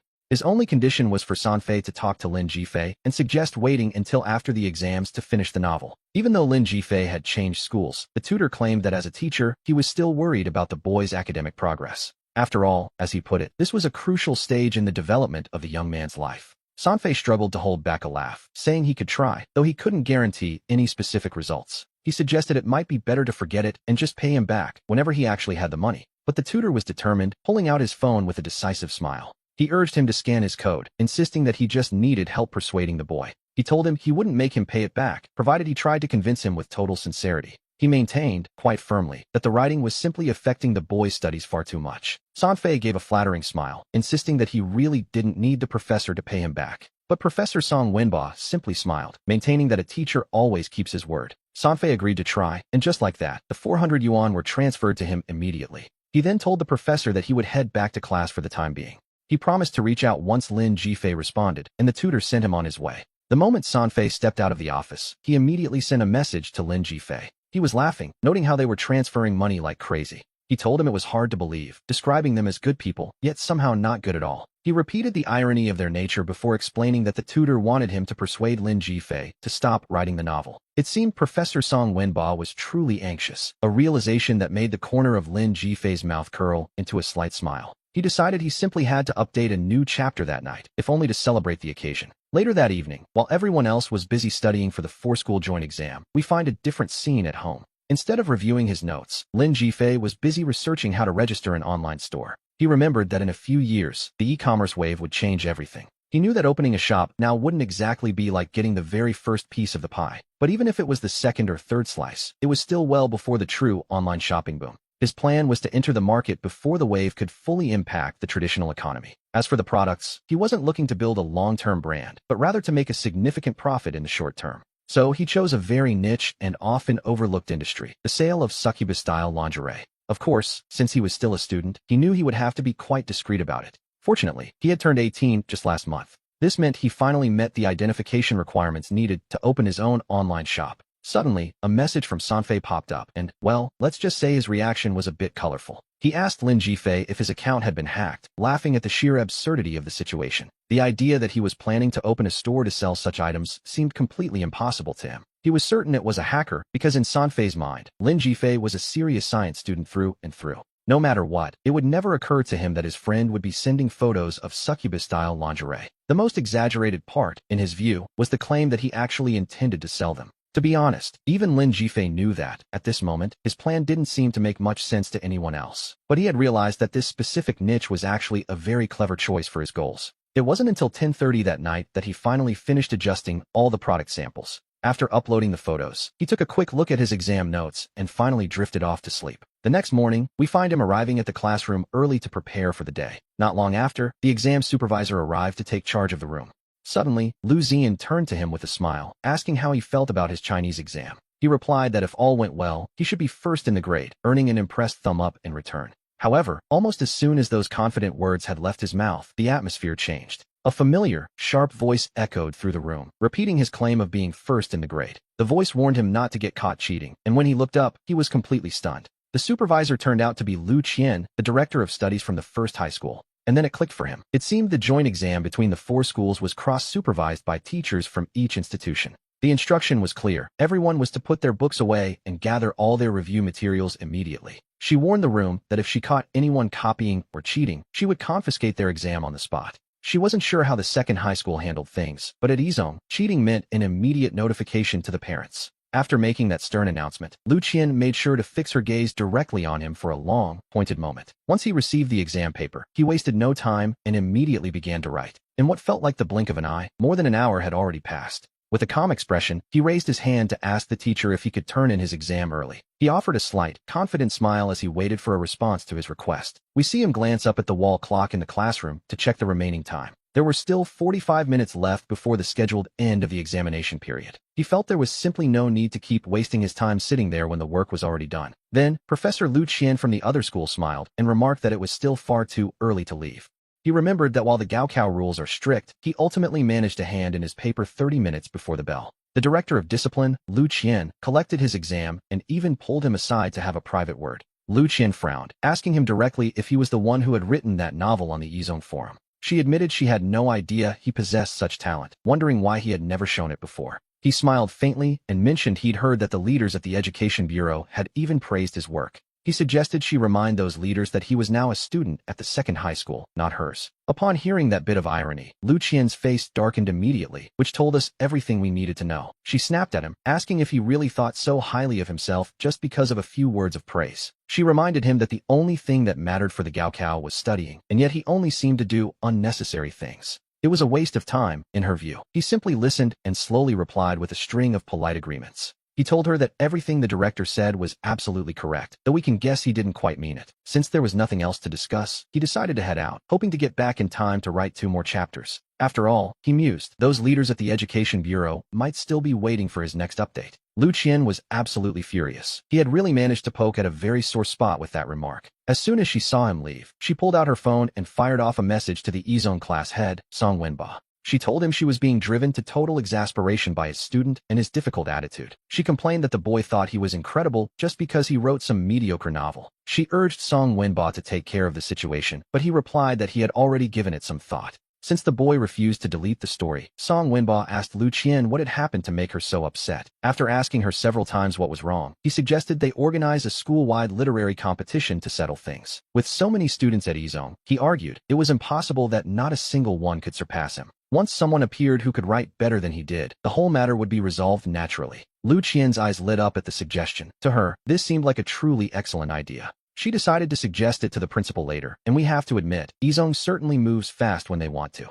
By the time the language exam had finished, every class head had already issued the official notice. The submissions were to be in novel form, with the school selecting winners for gold, silver, and bronze medals, which the principal would present personally, while the best works would be added to the school library collection. We see that in the second and third years, many students responded actively, and some even began writing novels directly on the school forum. Jiang CK, who was busy eating, paused when she heard about the literary contest and glanced subconsciously at the girl sitting next to Wenmini. She mentioned she'd heard of it too, and after that, they discussed the exam, noting that students could prepare in advance for certain likely topics. It seemed probable that environmental governance would be evaluated, as the news had been mentioning it frequently, along with waste classification, which Jiang CK couldn't help but praise. She was impressed that top students could predict topics so accurately, while Wenmini pulled out her phone and joked during the meal. She claimed her own predictions were even more precise, before reminding her classmate not to stand her up for their movie date the following day. Later that afternoon, during the science and English exams, the bell finally rang and supervisors began collecting papers as everyone stood up to stretch. They were exhausted after a long day, but back in the classroom, Jiang CK and several other girls were as excited as if they'd seen an idol. They marveled that the English composition really was about the environment, though he simply smiled and said he'd just been lucky. At that moment, Wenmini returned to the classroom and happily told Jiang CK how easy the English essay had been for her. Just then, the English teacher and class head, Liang Yuqin, entered the room with a smile, announcing she wouldn't be returning their exams just yet. She mentioned the literary competition at the first middle school, and many students turned their heads to look at the boy in the back row. She suggested they focus on helping each other study instead, but right then, he raised his hand and told the teacher he had an idea. He noted that while study groups were common, they weren't always effective, so he suggested making them more flexible with an indefinite number of people. The goal was to promote peer teaching, allowing everyone to listen and decide for themselves if the help was truly useful. This way, students could develop their own talents while those with weaknesses could choose a more suitable mentor rather than being limited to one group. Many students nodded in agreement, clearly in high spirits, though he was a bit surprised later to see the wealthy Wenmini taking the bus home. It's no wonder their classmates would be stunned after graduation. Back then, no one had any idea her family was so incredibly rich.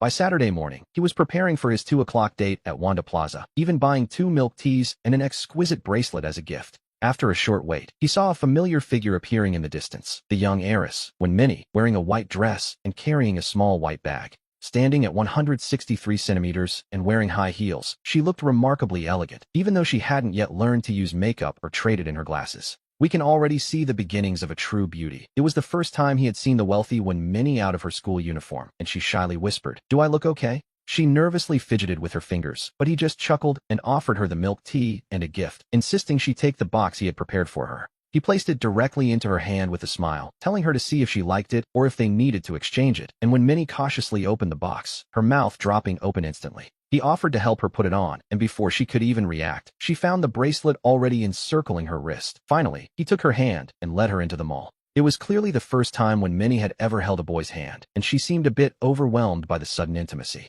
She followed him obediently as they headed up to the 4th floor, where the cinema was packed with people enjoying their weekend. He told her to wait a moment while he grabbed the tickets, though asking if she wanted popcorn turned out to be a completely useless question. We see that little when Minnie was already staring longingly at the popcorn the children nearby were eating, practically drooling, when a familiar voice suddenly called out his name. He looked back to find Sun Fei and 2 other classmates from the 1st middle school standing right behind him in line, and they chatted briefly while he gathered their snacks. After getting the tickets, he returned to Wenmini and smiled, suggesting they head in to validate their entries since he had just spotted his classmates. Upon hearing this, Wenmini froze and instantly buried her head in embarrassment, terrified of being seen. Her clumsy, cute reaction nearly made him die of laughter. To be honest, even without makeup, her natural face was quite lovely, though her quiet personality meant she wasn't exactly the most popular girl in class. Meanwhile, Sun Fei and the others began to jeer, and one student even managed to sneak a photo to send to their class group chat. The group chat exploded instantly, with everyone calling him a scoundrel for being out at the movies with another girl instead of Chinsaruo.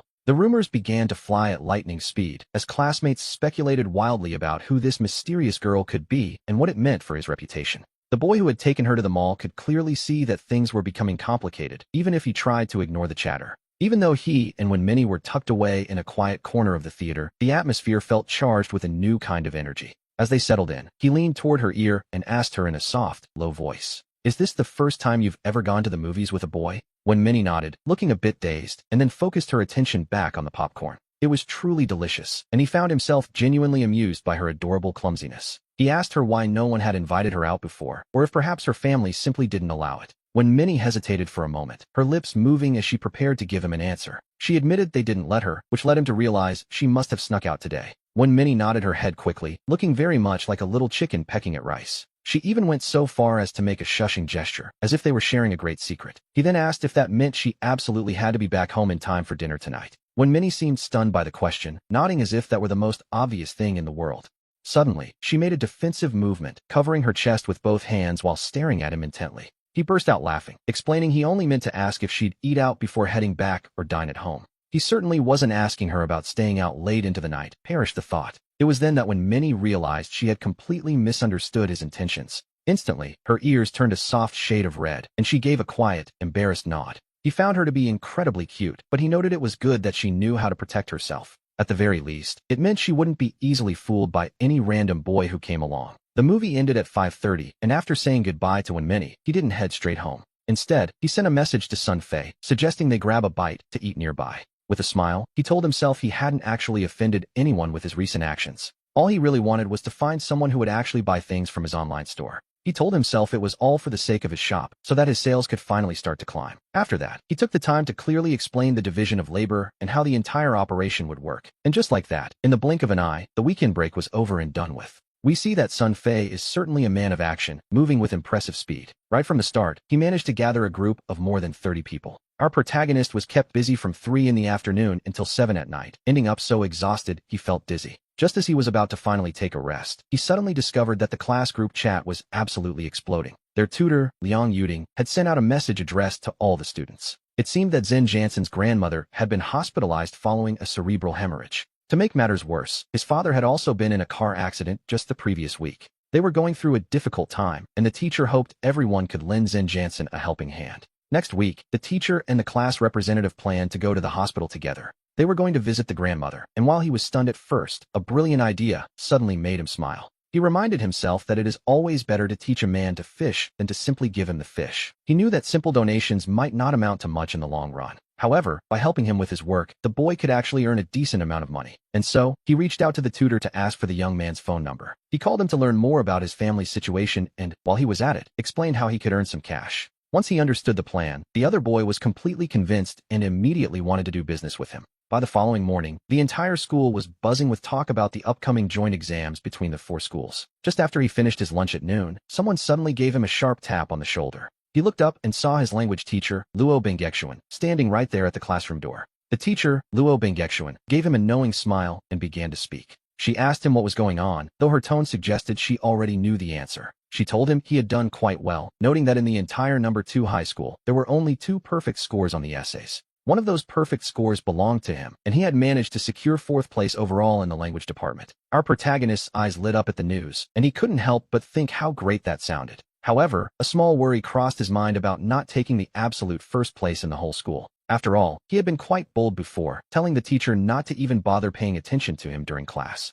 Luo Bengexuan simply offered him an ambiguous smile, as if she were keeping a little secret. She told him to just wait for the final grades to be posted, then asked, quite pointedly, if he had truly written that novel himself. He nodded firmly, and Luo Bengexuan smiled, assuring him that everything was perfectly fine. She was confirming it because, as it turned out, leaders from the education office were coming for an inspection the very next day. It seems the number 1 high school had organized a literary competition, and their own school didn't want to be left behind. They were planning to establish their own literary society in the 2nd year to help cultivate the students' talents. The goal, of course, was to significantly improve the reading and writing abilities of everyone in the grade. The principal's plan was to have him participate in a public class as a model student to share his writing experiences. he would be expected to talk about how he started his journey as a writer and other related topics. At that moment, we learned that the high-ranking leaders might actually attend this specific public class to listen to him. So, she suggested he organize his novel's plot and pick some excerpts to make his presentation a bit more convincing.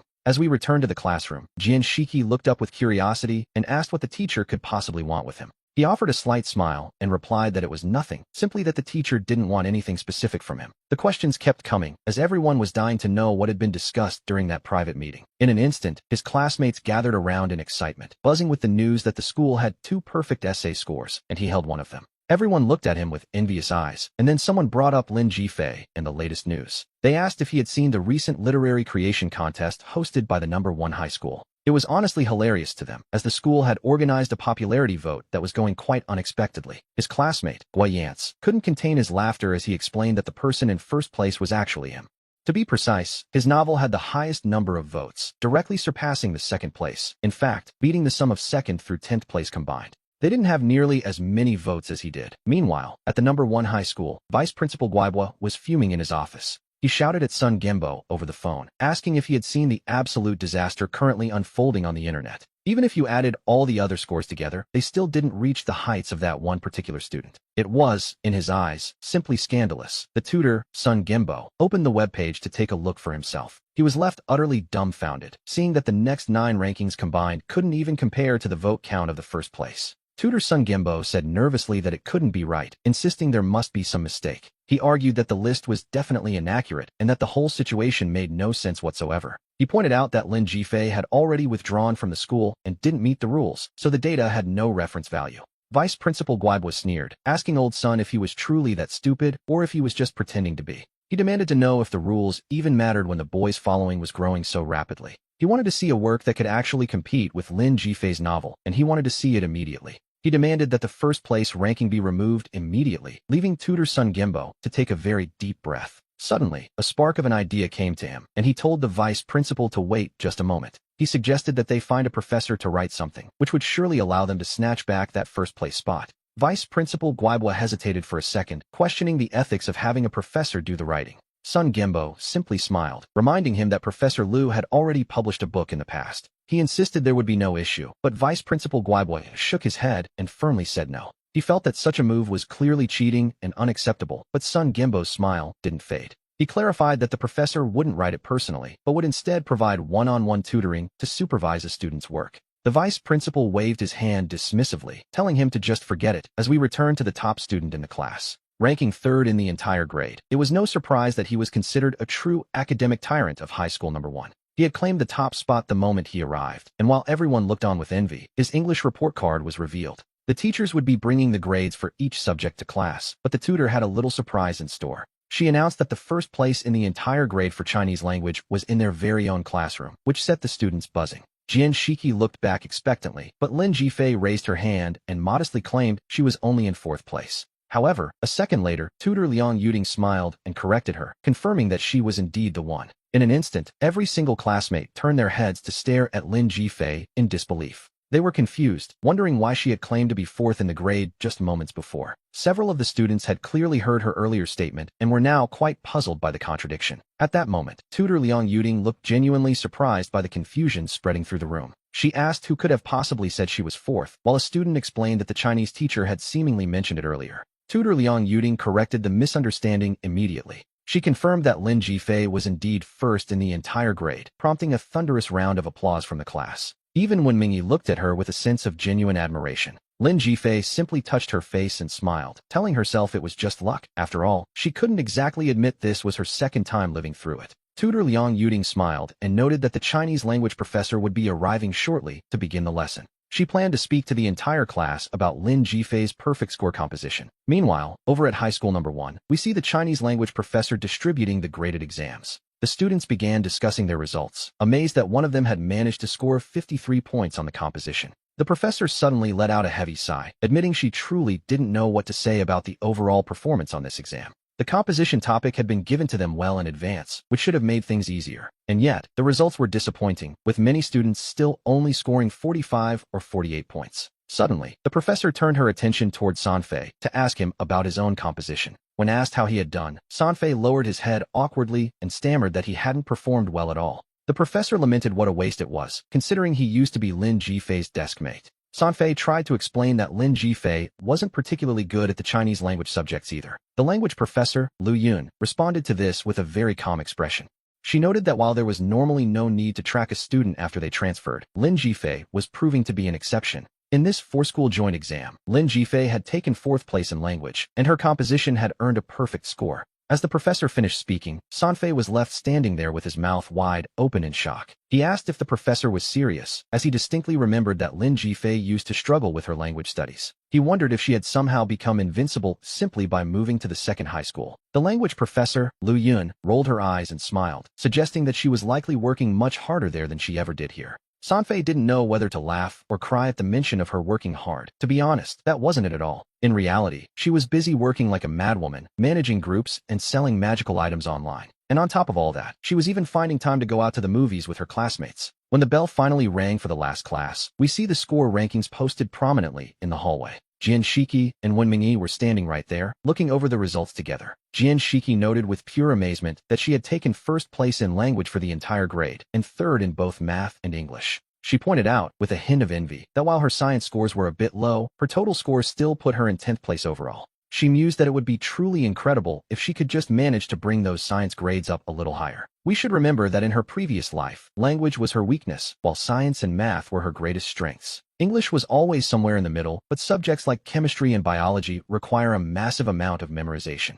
Naturally, after graduating the first time around, she had forgotten those specific details entirely. So, she told herself that achieving this score after being reborn was actually quite an accomplishment. After all, her current marks in language, math, and English far exceeded anything she had achieved before. Wen Mingyi pointed to her own name on the list and then pulled her over to take a closer look. Our little rich girl, Wen Mingyi, had managed to secure the 41st spot in the entire grade. She pointed her small fingers at her science scores and then looked up with a certain unmistakable pride. It was as if she were showing off a prize. Lin Jifei simply smiled and told her she had done a good job. She instinctively pinched Wen Mingyi's nose and teased her to keep those grades up, lest she end up at the Modu Music Academy. Go to the Yangjin Music Academy, she suggested. That way you'll be able to see me. Standing nearby, Jian Shiki asked with a look of genuine surprise. Are you really going to study in Yangjin? Which school are you planning to apply to? She responded quite naturally that she was, of course, aiming for Enbei. Upon hearing this, Wen Mingyi asked in total astonishment how she could possibly know she was heading to the Modu Music Academy.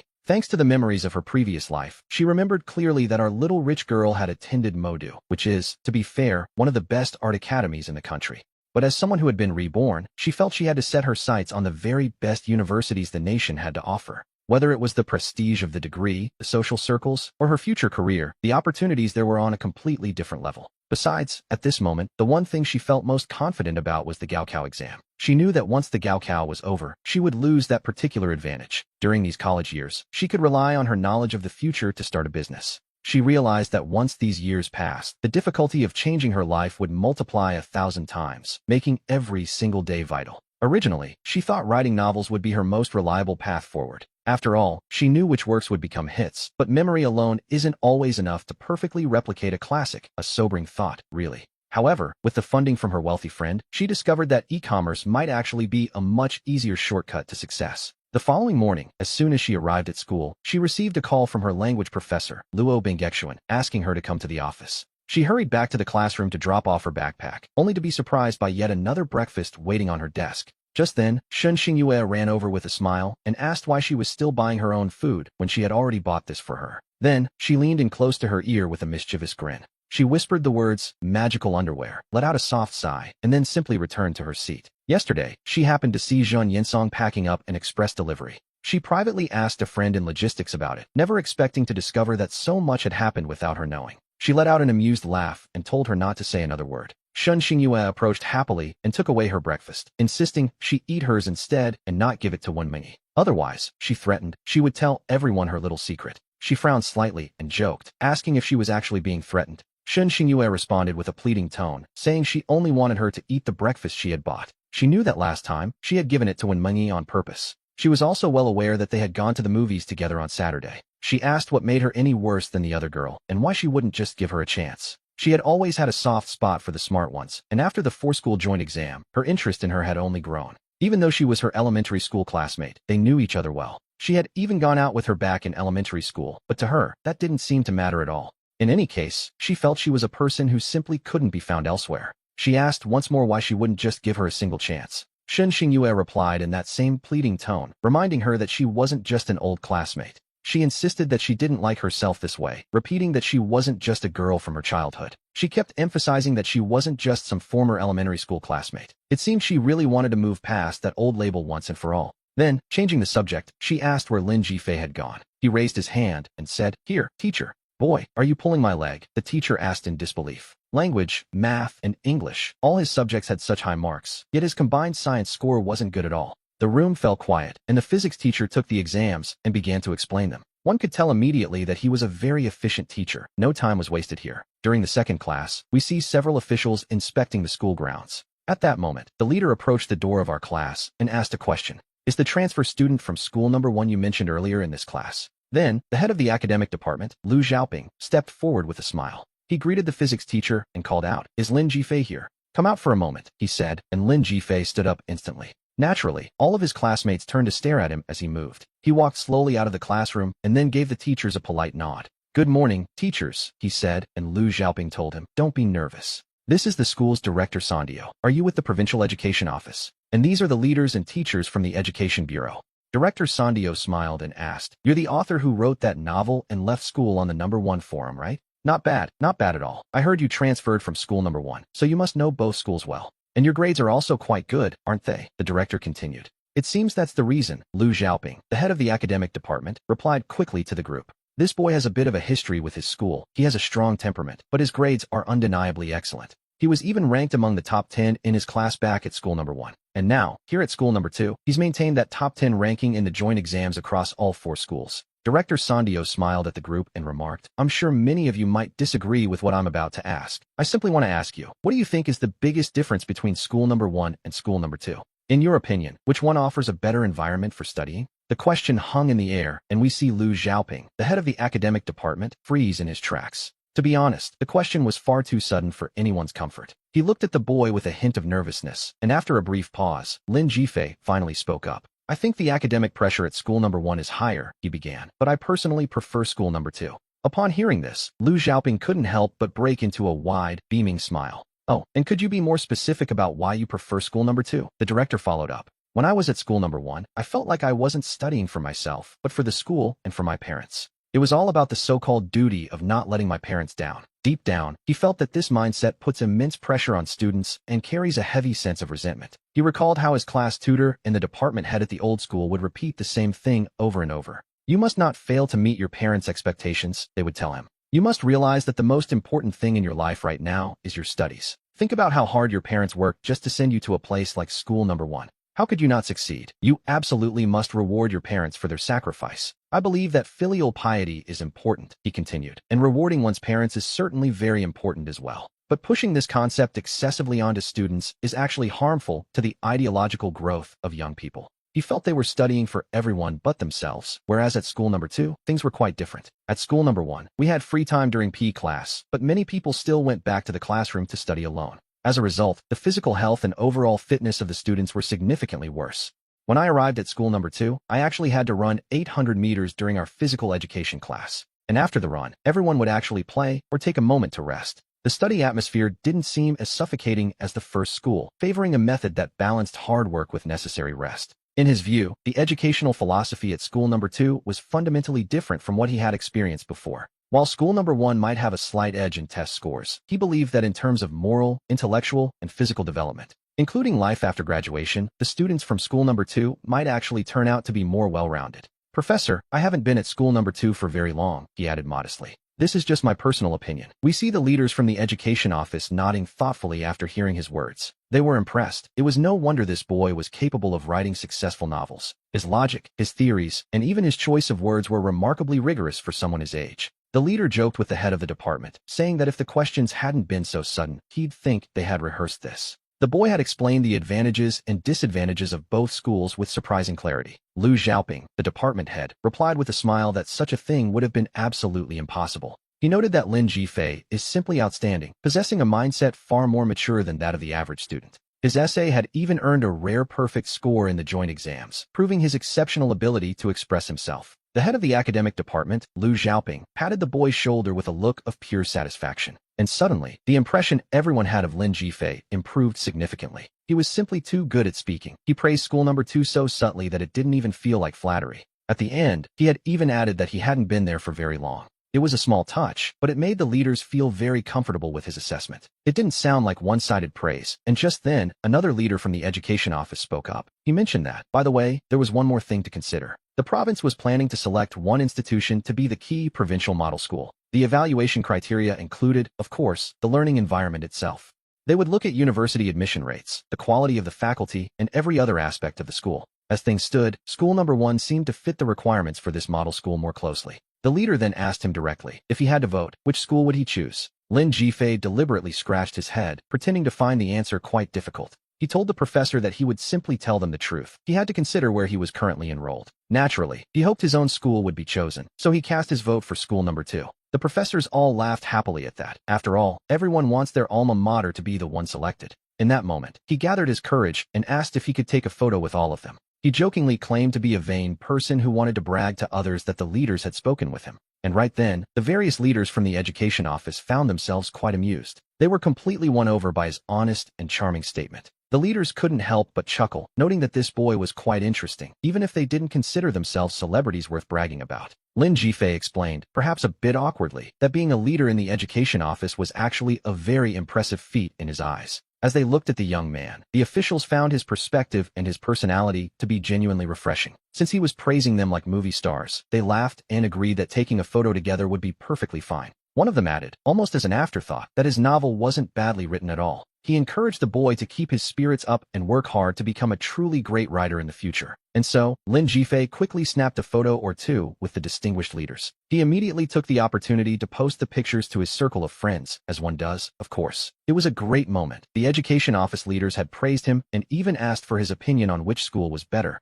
The choice between school number 1 and school number 2 was now part of his public story. Later that afternoon, Zen Jansen, who had been away on leave for a while, finally returned to the classroom. A group of classmates who were close to him immediately gathered around to welcome him back. Everyone was looking out for him, but after a few brief words of explanation, Zen Jansen simply collapsed onto his desk in exhaustion. It was then that Lu Zian leaned in and began to whisper right next to him. He told him that Lin Jifei had been doing incredibly well during the few days that Zen had been absent. He went on to describe everything that had happened while Zen was away. He recounted every detail, even mentioning the fact that Shun Xingyue had gone out of her way to buy Lin Jifei breakfast. Suddenly, Zen looked up and asked what was going on, prompting Lin Jifei to laugh and toss him a bottle of milk he hadn't finished. He told him it was fresh, and Zen Jansen took the milk, wondering how his friend was really doing. After that, he led Lin Jifei out of the classroom and toward the hallway to have a more private conversation.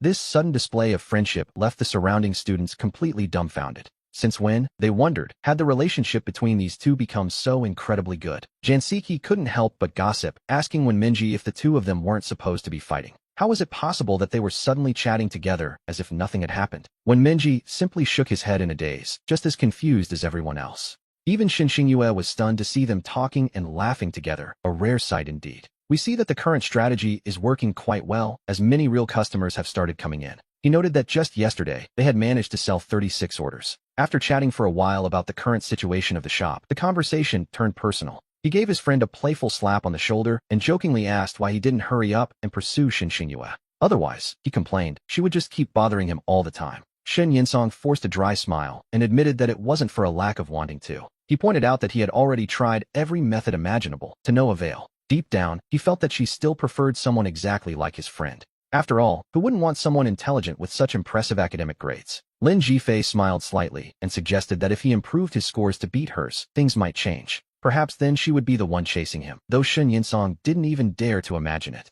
The conversation then shifted to that group photo with the education office leaders. It had been absolutely bombarded with likes, which, naturally, was to be expected. It was truly incredible that the leaders of the education office had even asked for his opinion. He asked which was better, high school number 1 or high school number 2.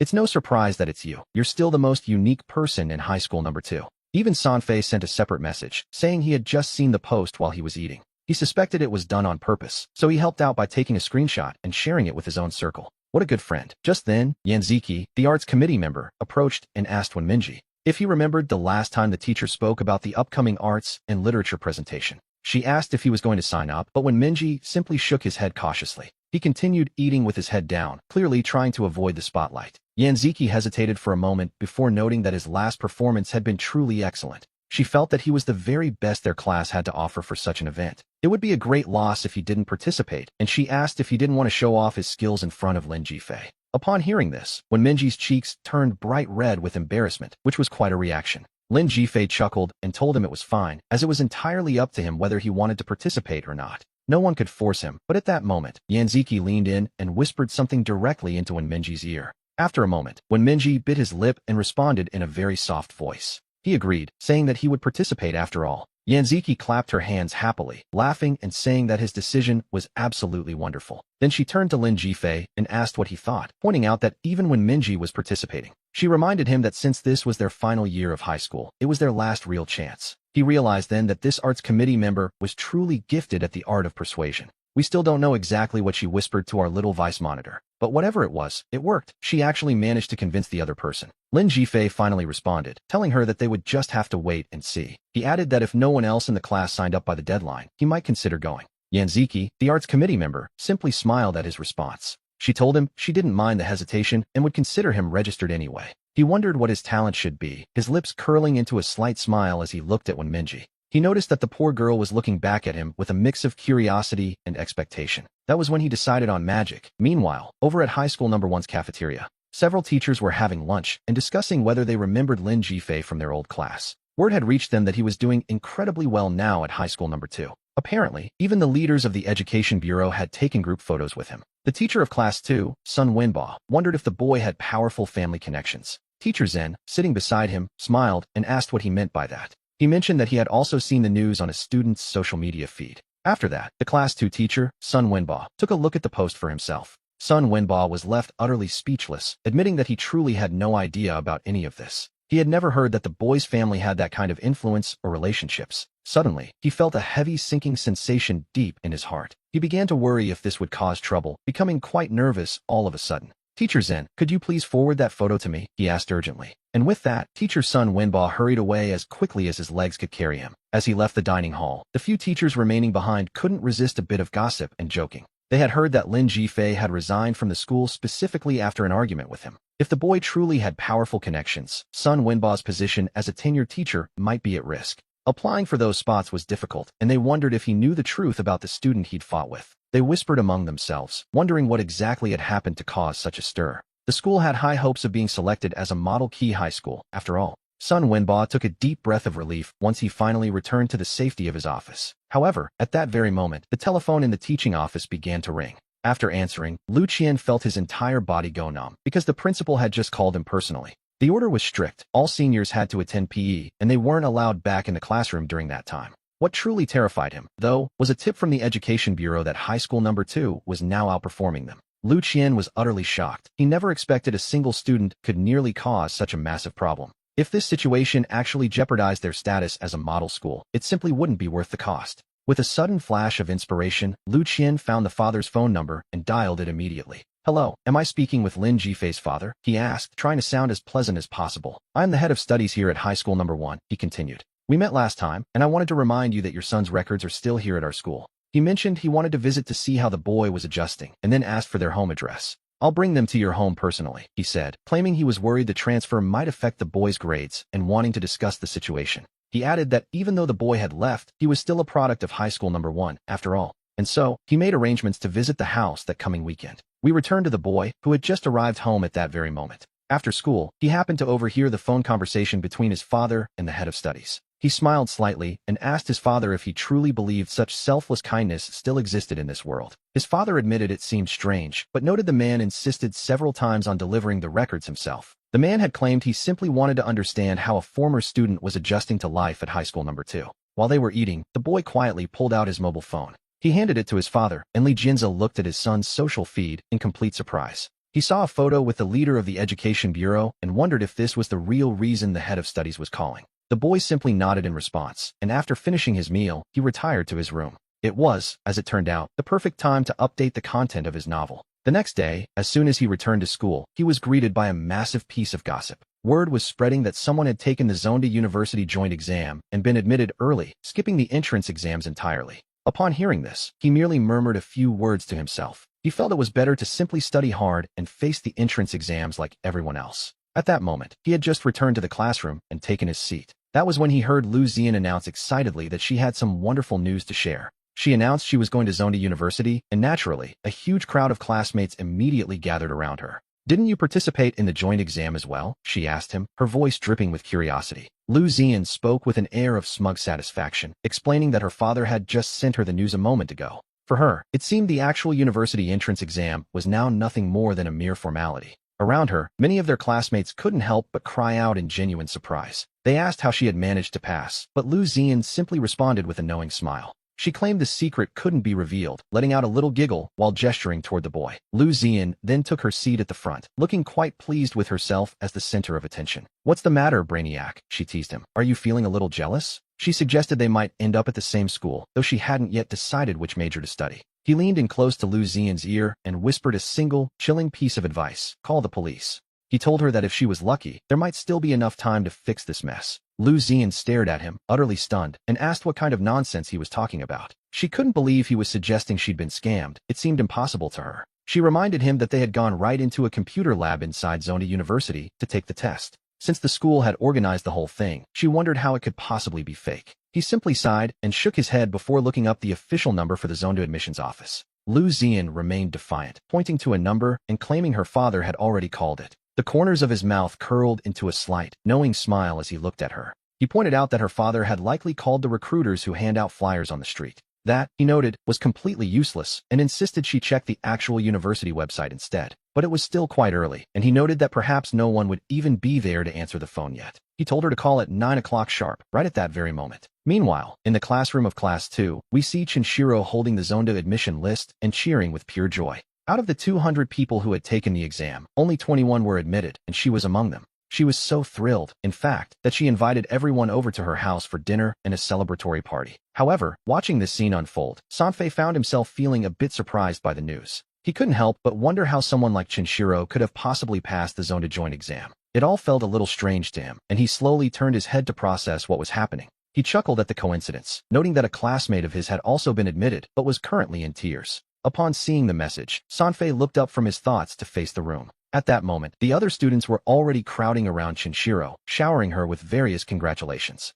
Sanfei couldn't help but let out a soft, quiet chuckle at the absurdity of the situation. He spoke up, admitting that what he was about to say might not sound very pleasant to their ears. He asked them quite bluntly if there was a possibility that this whole thing was actually a fake. After he said this, a heavy silence fell over the room as everyone stood there, utterly stunned. Chinshiro frowned at him and demanded to know exactly what he meant by that. Sanfei simply shook his head and asked if it was possible that Zonda University didn't even have a joint entrance exam. Chinshiro scoffed, arguing that they had physically gone to the Zonda campus to take the test and had even paid a fee. She explained that there was an entire registration process they had to complete beforehand. Only after that registration was approved, she insisted, were they allowed to participate in the joint admission exam. She went on to explain that the joint admission exam is also incredibly strict. She asked him if he hadn't heard her mention just a moment ago that the admission rate is less than 1 in 10. Beside her, Chinshiro's best friend joined in, joking and laughing at the suggestion. She asked how it could possibly be fake, accusing him of simply being jealous of her success. She told Sanfei quite bluntly that he wouldn't pass the Zonda University exam in this lifetime. Now, Sanfei hadn't originally intended to be so harsh with his words, but after hearing Lu Xian's remarks, he felt it was finally time to be direct. So he told them plainly that he had just asked Lin Jifei about the situation. He hadn't wanted to be so blunt, but Lu Xian's attitude made it necessary. He told them that according to Lin Jifei, this entire Zonda joint exam was a complete sham. As soon as he said this, a wave of shock washed over everyone in the room. A second later, Lu Xian grit her teeth in frustration. She dismissed Lin Jifei's opinion, claiming he was definitely just jealous of their dear Shiro. She added that she had always felt he wasn't a particularly good person anyway. In her eyes, he was the one who had caused trouble and now, after being punished, wanted to drag Shiro down with him. At that point, a classmate suddenly suggested that they should simply call the Zonda admissions office right then and there. After all, if she really had been admitted, they should be able to verify it easily enough. Chinshiro immediately pulled up a photo on her phone to find the information. There, in the bottom right corner, was the official phone number for the Zonda admissions office. She placed the call, asking if she had reached the Zonda admissions department. And in that moment, every student in the class leaned in, listening intently with their ears wide open. The voice on the other end confirmed that this was indeed the Zonda admissions office. "How can I help you?" the voice asked, and Lu Zian didn't waste a single second. She asked if the school was organizing a joint admission exam, a sort of early entrance test. One where, as she understood it, the Gaokao wouldn't even be necessary for admission. The person on the phone hesitated before answering that yes, such a thing existed, those spots were limited, and the exam should be over by now. As soon as those words were spoken, a wave of excitement swept through the entire group. Lu Zian and Shinshiro didn't miss the chance to mock Sanfei, telling him that he and Lin Yifei were simply consumed by jealousy. They accused him of claiming others' successes were fake just because he couldn't pass the exam himself. At that moment, even Sanfei found himself completely stunned. He couldn't understand it. Lin Yifei had been so certain it was a fraud, yet here was a confirmation over the phone. And so, we see Sanfei begin to frown, sensing that something was still very wrong. Convinced there was a catch somewhere, he immediately looked up the official Zonda admissions number on the internet himself. Then, taking advantage of a break in class, he decided to make his own call. The answer he received this time was quite different. Zonda University had organized no such joint exam. Furthermore, they clarified that there was no such thing as early admission at their institution. It turned out that the exam fees the others had paid were part of a blatant scam. The official urged him to call the police immediately, noting that school leadership had already launched an investigation. Sanfei suddenly smiled, realizing that the call the girls had just made was undoubtedly a setup. We returned to the classroom, where Professor Song Wenba happened to be at the podium explaining the day's exercises. "Professor," Sanfei began, "there is something I'm not sure if I should mention." "I just called to ask," Sanfei explained calmly. "Zonda said they never organized any joint admission exam." "It's a scam," he added, causing Professor Song Wenba to frown in immediate concern. "What scam? And what is this about a Zonda joint admission exam?" the professor asked, clearly out of the loop. He looked around the room, demanding to know who had told them that Zonda even held such an exam. Sanfei replied jokingly that it wasn't his idea, but that someone in their school was spreading the word. The rest of the class chimed in, confirming the rumor that students were being admitted to Zonda ahead of schedule. Lu Zian, left speechless for a moment, quickly refuted him. "Professor, Sanfei is simply jealous of Chunshiro." She insisted that they had already called to verify it, yet Sanfei was still stubbornly pushing his claims. Sanfei found the whole situation quite amusing. "Jealous of what, exactly?" he asked with a smirk. He reiterated that he had made his own call, and there was absolutely no joint admission exam. Furthermore, he dropped the bombshell that the exam fees they had all paid were part of a blatant fraud. The reason the exam was held at Zonda was because they had initially partnered with an outside educational institution. To be honest, no one expected that this institution would be using the university's name for such a scheme. Sanfei informed them that the school leadership had already involved the police to handle the matter. And yet, he noted dryly, "You all keep insisting that I'm just being jealous." Shinshiro, feeling cornered and annoyed, snapped back that she wasn't jealous of anything at all. "Didn't you just call to ask? Why are you being so incredibly annoying?" she demanded. She accused Lin Jifei of feeding him information again, while Professor Song Wenba remained visibly confused. Suddenly, the moment the professor heard the name Lin Jifei, he seemed to snap back to full attention. "What?" he asked, his interest piqued. "Does this actually have something to do with Lin Jifei?" Demanding to know what was happening, the professor listened as Sanfei recounted the entire incident. Professor Song Wenba frowned deeply, processing the information before finally speaking up. He admitted there was indeed a problem, as he knew for a fact Zonda had no such joint admission exam. If such an opportunity actually existed, he assured them he would have been the first to share the news. Feeling deeply wronged, Shinshiro insisted they had just called the Zonda admissions office themselves. She was absolutely convinced it was real, claiming the person on the phone had confirmed everything. Lu Zian, equally angry, snapped that Sanfei would believe anything Lin Jifei told him, no matter how absurd. Sanfei simply brushed her off with disdain, telling her it was none of her business. He noted that he was trying to give them a kind warning, yet they chose to scold him instead. And so, having had enough, he turned around, kicked the door open, and walked right out. Professor Song Wenba watched him go, calling out a sharp reprimand about his lack of manners. Deciding to settle the matter, the professor pulled out his phone to ask about the Zonda exam himself. After hanging up, he wore a complicated expression as he asked Chunshiro to step outside for a moment. Chunshiro smiled happily, certain that the professor was about to confirm her bright future. However, a second later, Professor Song Wenba's face turned serious as he delivered the news. It was a fake. He explained that while many students had taken the exam, Zonda officially had no such admission process. It appeared several training institutions had been collecting money by using the university's name illegally. He then asked, with a hint of dread, if the registration fee had been as expensive as he'd heard. Chinshiro's eyes turned red instantly, her voice trembling as she asked how it could possibly be a lie. She looked at her teacher in total shock, stammering that she truly had no idea. She explained that her mother had already paid the money, and then, through her tears, Chinshiro recounted the entire story from start to finish. Upon hearing this, Professor Song Winba couldn't help but chuckle, asking how anyone could believe such a perfect opportunity existed in this world.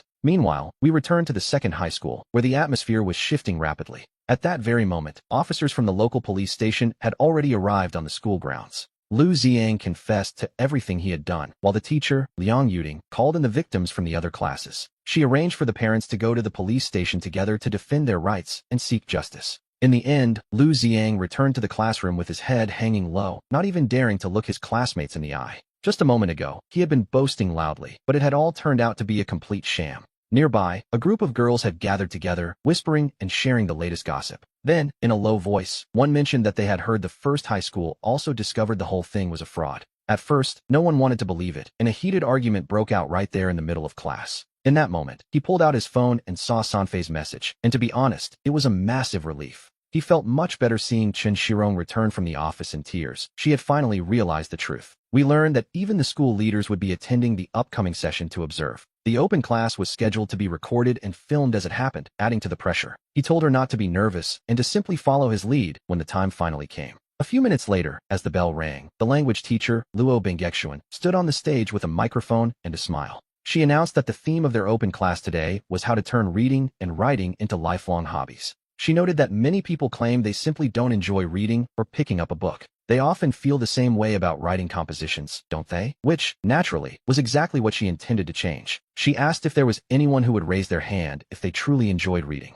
Standing there by the guest seats, he couldn't help but raise his hand with a smile. Yes, just him. He admitted that he loved reading just about any book, provided it wasn't a textbook, of course. Upon hearing this, the entire room burst into a collective wave of laughter. The atmosphere lightened instantly, and even the leaders from the education office began whispering curiously among themselves. They wondered how it could be this same boy again, noting that he was certainly an interesting character. The language teacher, Luo Bengexuan, simply smiled at the display. She told the class not to listen to his nonsense, though she said it with a clear sense of affection. She noted that he actually reads far more than them, and announced the school was officially establishing a literature club. After that, she began to introduce the details of this new literature club to the students. By joining the club, everyone would have a space to share the books they actually enjoyed reading. Whether it was novels, literary magazines, or other extracurricular readings, everything was on the table. It was a place to find like-minded friends, relax, and naturally improve their own reading and writing skills. Then, she asked how many of them were familiar with the novel currently trending on the school forum.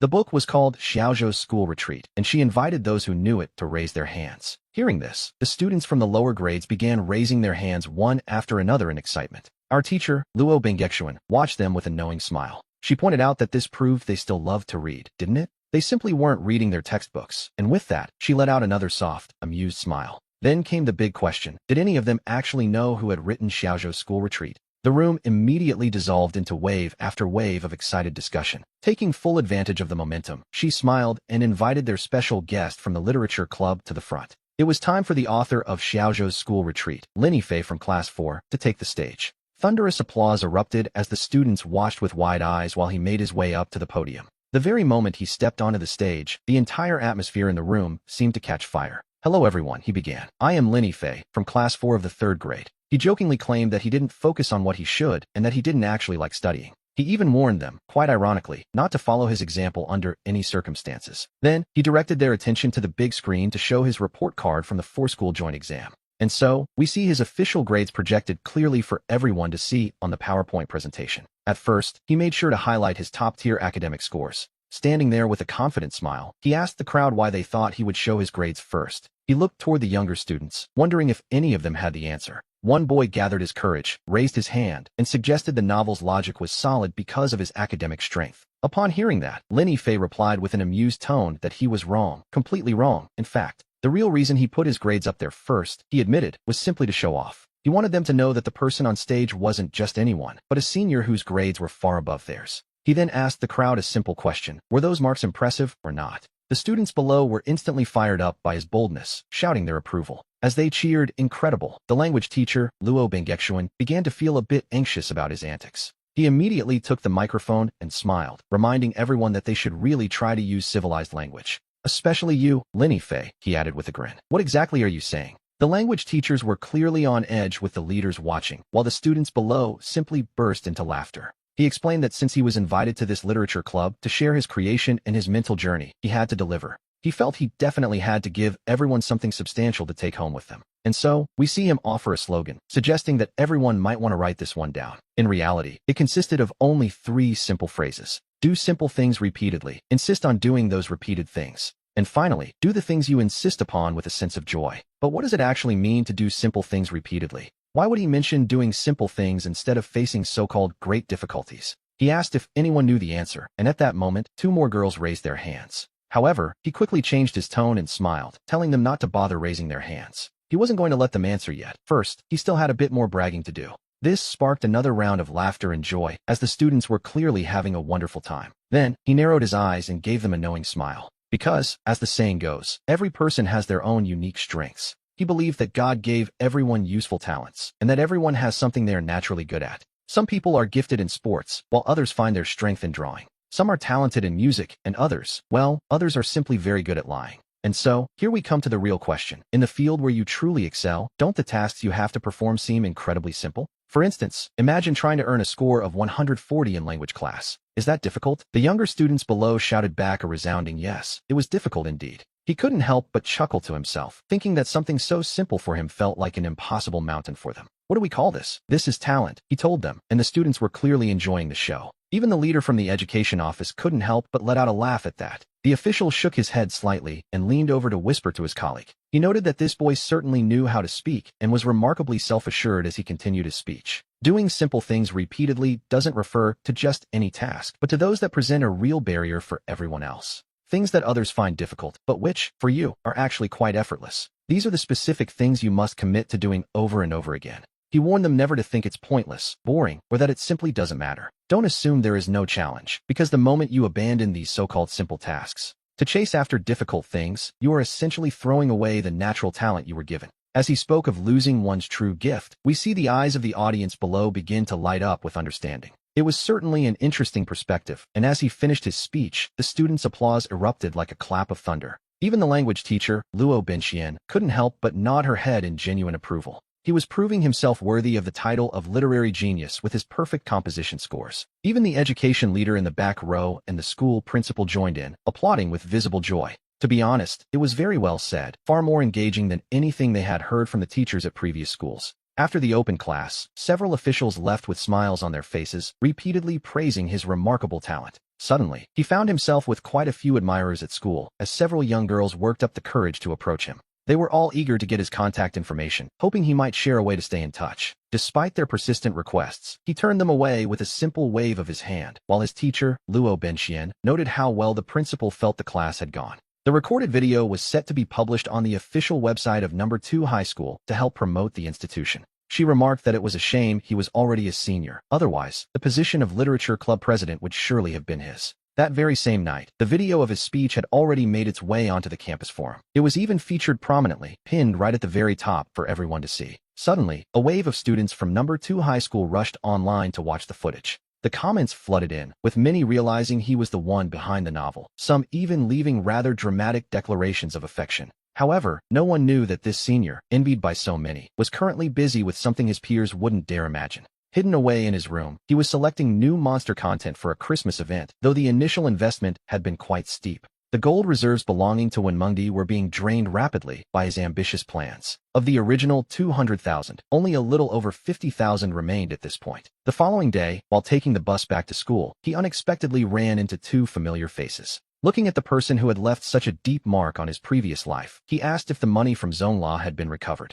He sighed, wondering why people could be so cruel these days upon hearing the situation. Chen Sairu lowered her head and leaned in close to him, speaking in a soft, hushed voice. She thanked him, noting that if he hadn't warned them, they might not have discovered the truth so quickly. And it was at that exact moment that the bus gave a sudden, violent lurch. Chen Sairu seized the opportunity, grabbing his arm to keep her balance as the bus swayed. She looked at him with pitiful eyes and asked in a low voice if he had any plans for Christmas. She admitted she knew he was still angry, but she wanted to invite him to dinner to apologize properly. She looked up at him, blinking those large, expressive eyes of hers. It must be said, Chen Sairu is truly the type of girl who is quite beautiful, especially when she puts on such a sorrowful expression. Even the other boys on the bus were stunned by the sight, but it had no effect on him. He simply frowned and gave his answer. He told her he didn't have time, but Chen Sairu shook his arm coquettishly, begging him to reconsider. She insisted she knew she was wrong, while Lucian chimed in from the side, pointing out that Chun Sairu had already apologized. He told him to just give her a chance, adding that boys shouldn't be so stingy about these things. We have to admit, with a coordinated effort like this from these two girls, a softer-hearted boy might have actually been fooled by them, though he remembered all too well the bitterness he tasted in his past life. In that life, learning that Chun Sairu and Zhao Tianlei were together and planning to marry had caused him to completely break down.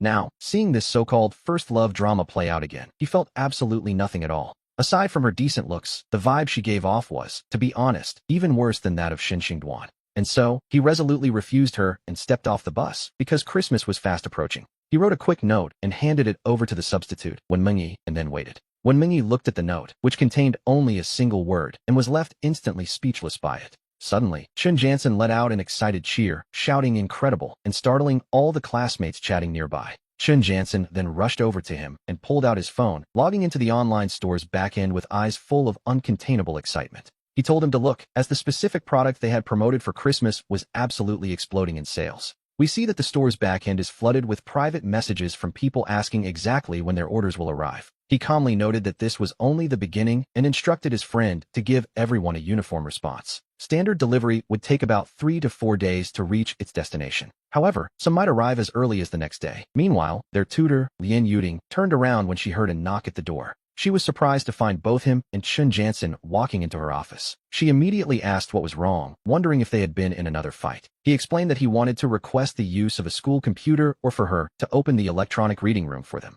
Lien Yuding frowned at the request and turned to ask what on earth they needed a computer for. He admitted it was for things unrelated to their studies, but he guaranteed that Chun Jansen would pass the first phase cutoff in the mock exam. Hearing this, Chun Jansen was stunned. He nervously pulled at his friend's sleeve, whispering that there was no way he could pass. Watching this display, Lien Yuding couldn't help but laugh, finding the whole situation rather amusing. She told him that if he were talking about his own grades, she might actually believe it was possible. But she questioned how Chun Jansen could possibly achieve such a high score. After all, the poor boy struggled with English and was falling behind in Chinese as well. Then she paused, realizing that he happened to excel in exactly the subjects where his friend was failing. She asked if he intended to tutor him, but he replied that he planned to do much more than just teach. He doubled down, promising to ensure that his friend would definitely clear the first phase hurdle of the mock exam. Lien Yuding rolled her eyes at this little rascal as she saw him and continued to tease him. She pointed out that it wasn't up to him, asking what would happen if his friend failed to make the cut. And besides, she still wanted to know why they needed that computer. Chun Jansen simply grit his teeth and told her to forget it.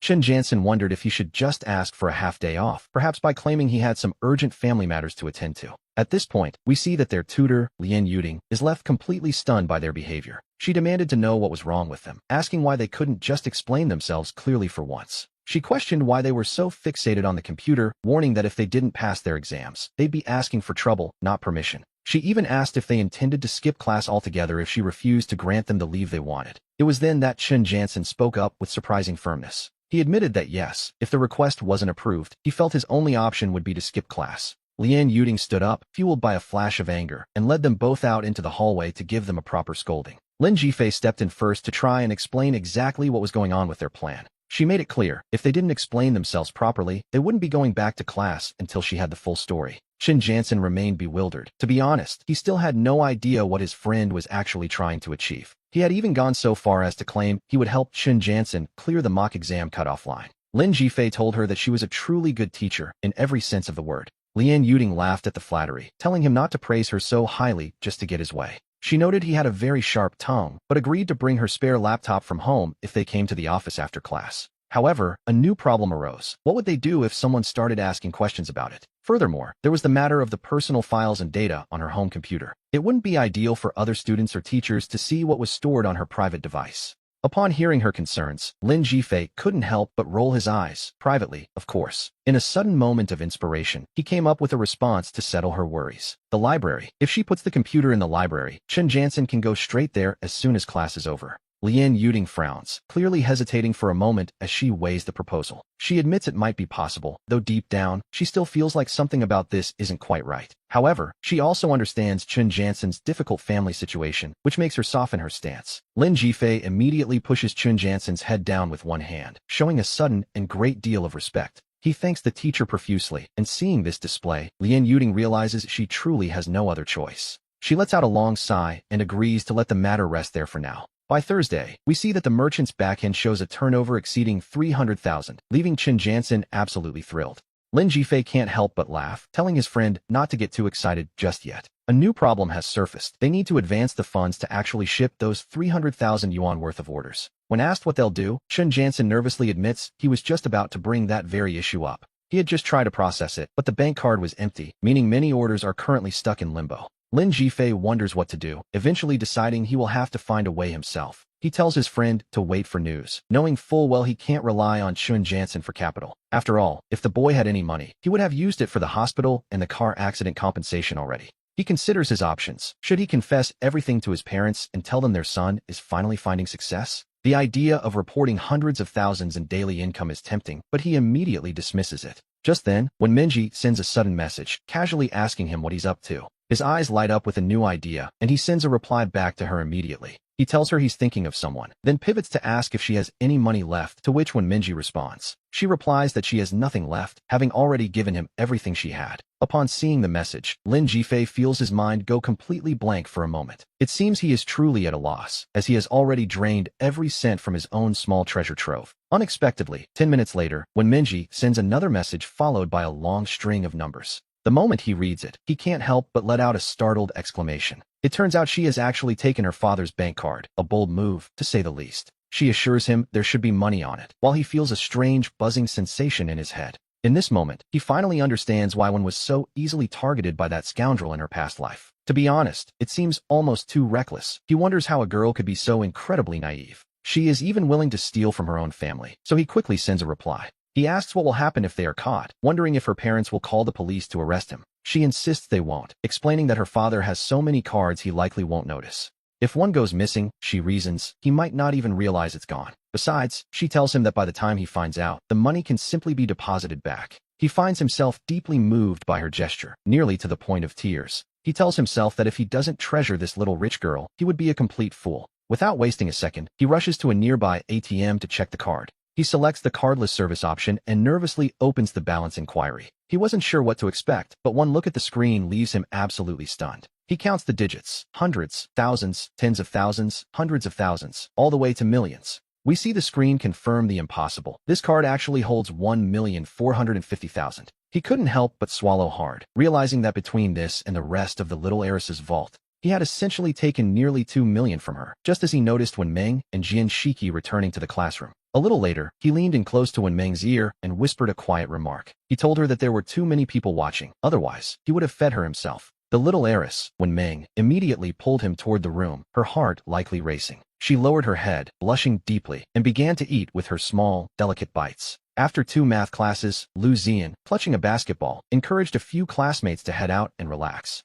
Zhen Jianshan responded quite harshly, telling them to go on without him because he was heading to the library. After saying that, he gathered his books and exercises, preparing himself for a long study session. At first, everyone simply laughed, assuming it was all for show. But as it turned out, Zhen Jianshan wasn't pretending. He actually went to the library. This came as a shock to everyone, especially since he spent nearly every spare moment between classes studying there. Such a massive change in behavior left his classmates questioning everything they knew about him. A few minutes later, their tutor, Lian Yuding, suddenly walked in with a bright smile on her face. She announced that she had some news to share with the class before the lesson began. She reminded them of the study group idea they had discussed just a few days prior. She noted that while Lin Yifei had proposed the method, it did come with certain limitations. Following his previous suggestion, she proceeded to assign the students into their respective groups. However, at that exact moment, he suddenly raised his hand to interrupt. "Professor," he began, suggesting that each student should only join a maximum of 2 study group subjects to keep everyone's focus clear. At the same time, he noted this would also lighten the heavy burden placed on their young student teachers. After all, if 30 or 40 people from a single class came asking questions at once, no one would be able to handle it. Lian Yuding wore an expression of genuine appreciation and smiled, agreeing that they should proceed exactly that way. Meanwhile, we see that the criminals at the police station had already been successfully arrested. A large group of parents who had been scammed gathered there, shouting and demanding to know why the money from the second middle school was recovered, while the money from their own school, the Awasi Experimental Middle School, seemed to be missing. "Why isn't it being returned?" they cried, and suddenly, the police station descended into absolute chaos. At that moment, a policeman sighed and shouted over the crowd, explaining that it wasn't that their money couldn't be recovered, but that the process was ongoing. It simply wasn't that fast. Furthermore, because the students from the second middle school reported the case first, the police acted immediately. This quick thinking allowed them to freeze the bank cards belonging to the fraud group right away. However, this institution was quite clever, and they had collected tuition from several different schools into separate accounts. The specific account they managed to freeze contained all the money paid by the parents from the second middle school. As for the other accounts, by the time the police obtained the victim list and reached the bank, the funds had already been transferred.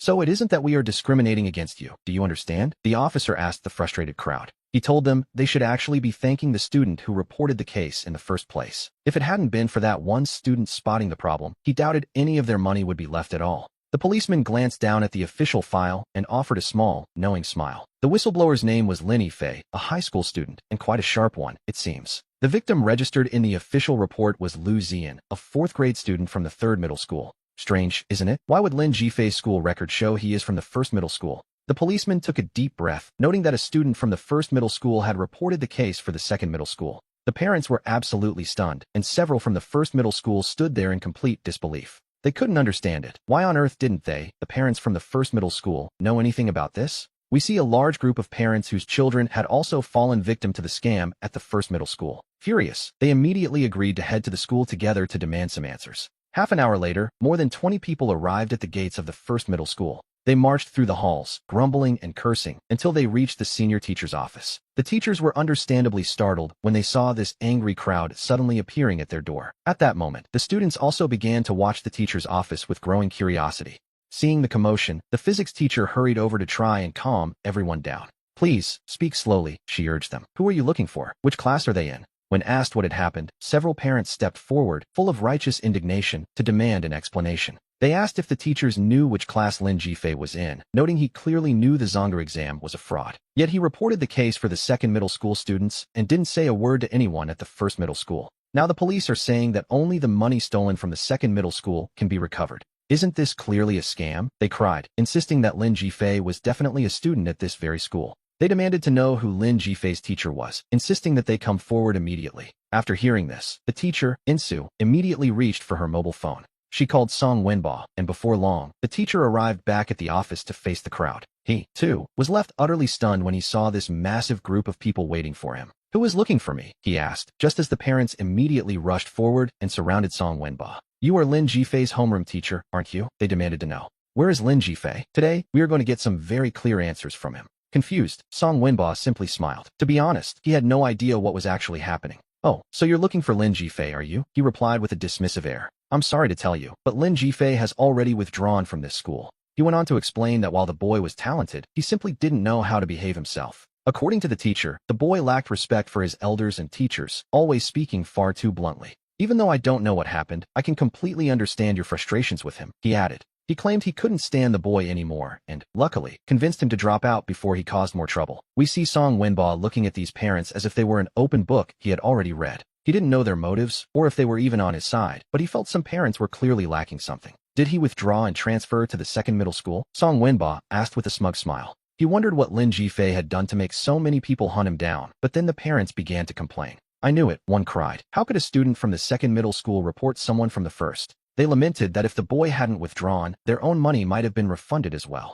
At that moment, Song Wenba's jaw dropped in absolute disbelief. Yes, the tables had turned. Just a second ago, they all seemed ready to tear him apart for being the boy's teacher. And yet, in the very next second, they were all suddenly filled with deep regret. Quite the irony, isn't it? Suddenly, one of the parents began to murmur, piecing things together. Wait a moment, he said. Didn't I just hear the teacher say something very specific? You were the one who convinced the student to drop out of school, weren't you? Yes, he certainly did say that. Realizing his mistake, Song Wenba opened his mouth to speak, then turned to run. But in the very next second, his path was blocked by an angry father. Just how exactly did you convince him to withdraw? They demanded. A series of shouts and frantic movements followed, leaving Song Wenba utterly stunned and overwhelmed. Finally, the truth dawned on him. It turned out this was all about the Zonda joint exam fraud case. He rushed to explain himself, pleading for everyone to listen to his side of the story. He claimed the second middle school couldn't possibly have discovered the children were being cheated on their own. He insisted it was all thanks to him, as he was the first to contact the students and confirm Zonda had no joint exam. Then why didn't you report it to the police? Someone shouted back. Finally, after more than an hour of absolute chaos, the crowd thinned out and the parents left. Song Winba sat alone in his chair, dazed, for a full half-hour before he could even begin to recover. He stared blankly into space, his eyes wide, cursing Lin Jifei under his breath. In his twisted logic, he decided that everything that had gone wrong was entirely the boy's fault. Otherwise, why would he be inexplicably denounced by these parents? He even began to suspect a deeper conspiracy. His application for head teacher this year was now, quite literally, in ruins. However, at that exact moment, the director of studies, Lu Qian, suddenly called him. "What is wrong with you?" she demanded. "A massive number of parents have called to complain, asking me why Lin Jifei withdrew." The corner of Song Wenba's mouth twitched slightly as he listened to the director's fury. Even though he was a professional educator, he really couldn't help himself in this moment. So, he began to complain over the phone, asking why it even mattered to them if people withdrew. He wondered aloud if these people had holes in their brains or something equally absurd. What could a student who had already left the school possibly have to do with them now? In his mind, they were simply fools who let themselves be tricked and then looked for someone else to blame. We returned to the library, where Lin Jifei arrived to find Zheng Jianxing typing away furiously on the keyboard. Zheng Jianxing looked up and smiled, feeling confident that he could sell over 100,000 units again today. He felt that if they could keep up this momentum, they could truly achieve their goals. They would need to rent a warehouse for shipping, otherwise, direct shipping would lead to a massive loss. We can see that Zheng Jianxing is genuinely excited about how far they've come. Lin Jifei smiled and asked him if he had made any plans with anyone for Christmas Eve. If not, the two of them could find a place to eat today just to celebrate their success. To be honest, they hadn't even graduated from high school yet. While everyone else was working hard for the university entrance exams, they had already started a business. They were even about to open a company, and Zheng Jianxing couldn't help but look at his friend and smile. He admitted quite sincerely that he rarely admired anyone as much as he admired him. But he truly thought Lin Jifei was great. Later, on Saturday, the third brother and his closest companions arrived. While they were chatting, his mother suddenly smiled and mentioned that their director of studies was about to arrive. Upon hearing this, several students suddenly wore expressions that were both mocking and full of expectation.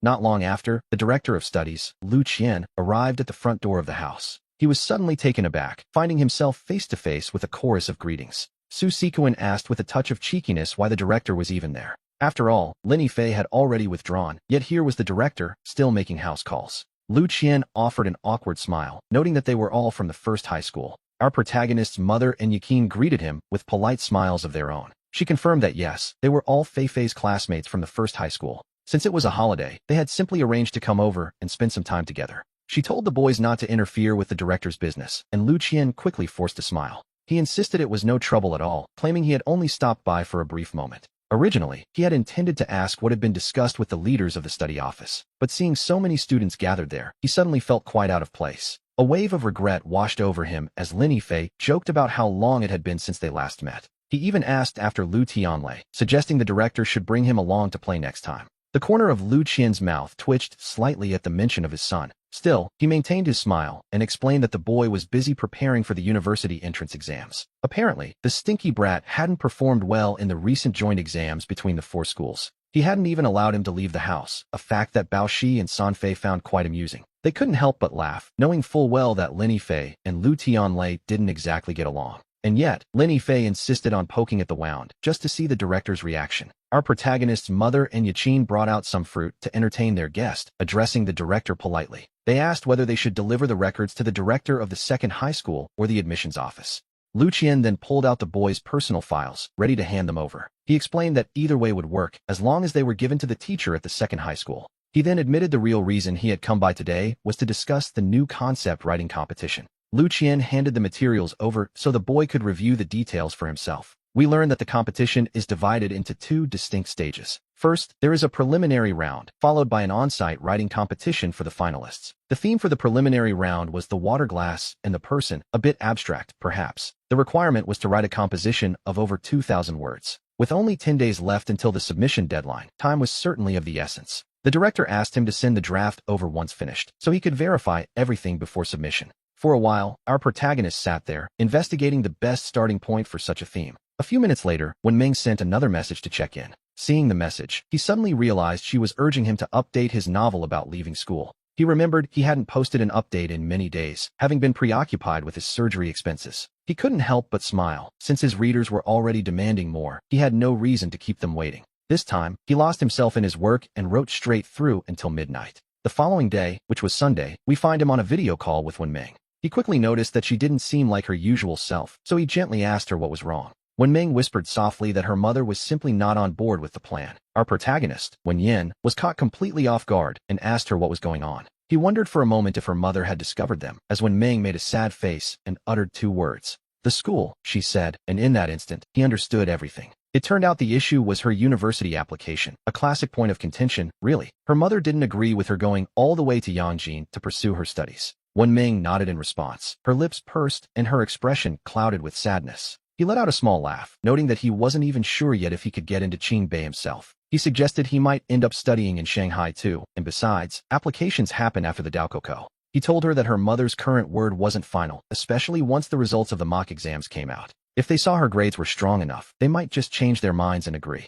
Wen Ming sat there in frustration, tracing idle circles on the bed with her fingers. Finally, she admitted that her parents had even offered to buy her a house in Shanghai. He reflected that, if he remembered correctly, property prices in Shanghai and Shenzhen were about to skyrocket. His eyes sparkled as he realized, perhaps for the first time, the true scale of the gap between the rich and the poor. And so, we move forward to the first day of school following the holiday break. His tutor, Liang Yuding, called him over and asked him to follow her to the political affairs office. When they arrived, they found Director Min Fengli already waiting inside the office. She looked up, saw him walk through the door, and offered him a warm smile. She informed him that his academic records should be successfully transferred to the second high school within 2 weeks. By then, you will officially be a student of our second high school. Our school has a tradition of holding a 100-day oath assembly before the Daokoko begins. She explained that she had spoken with several of the senior year teachers, and they all agreed that he was the perfect choice to lead this final 100-day oath ceremony. Wen Yin was caught off guard, wondering why they would choose him of all people. Director Min Fengli simply smiled and asked if he would be willing to take on the role.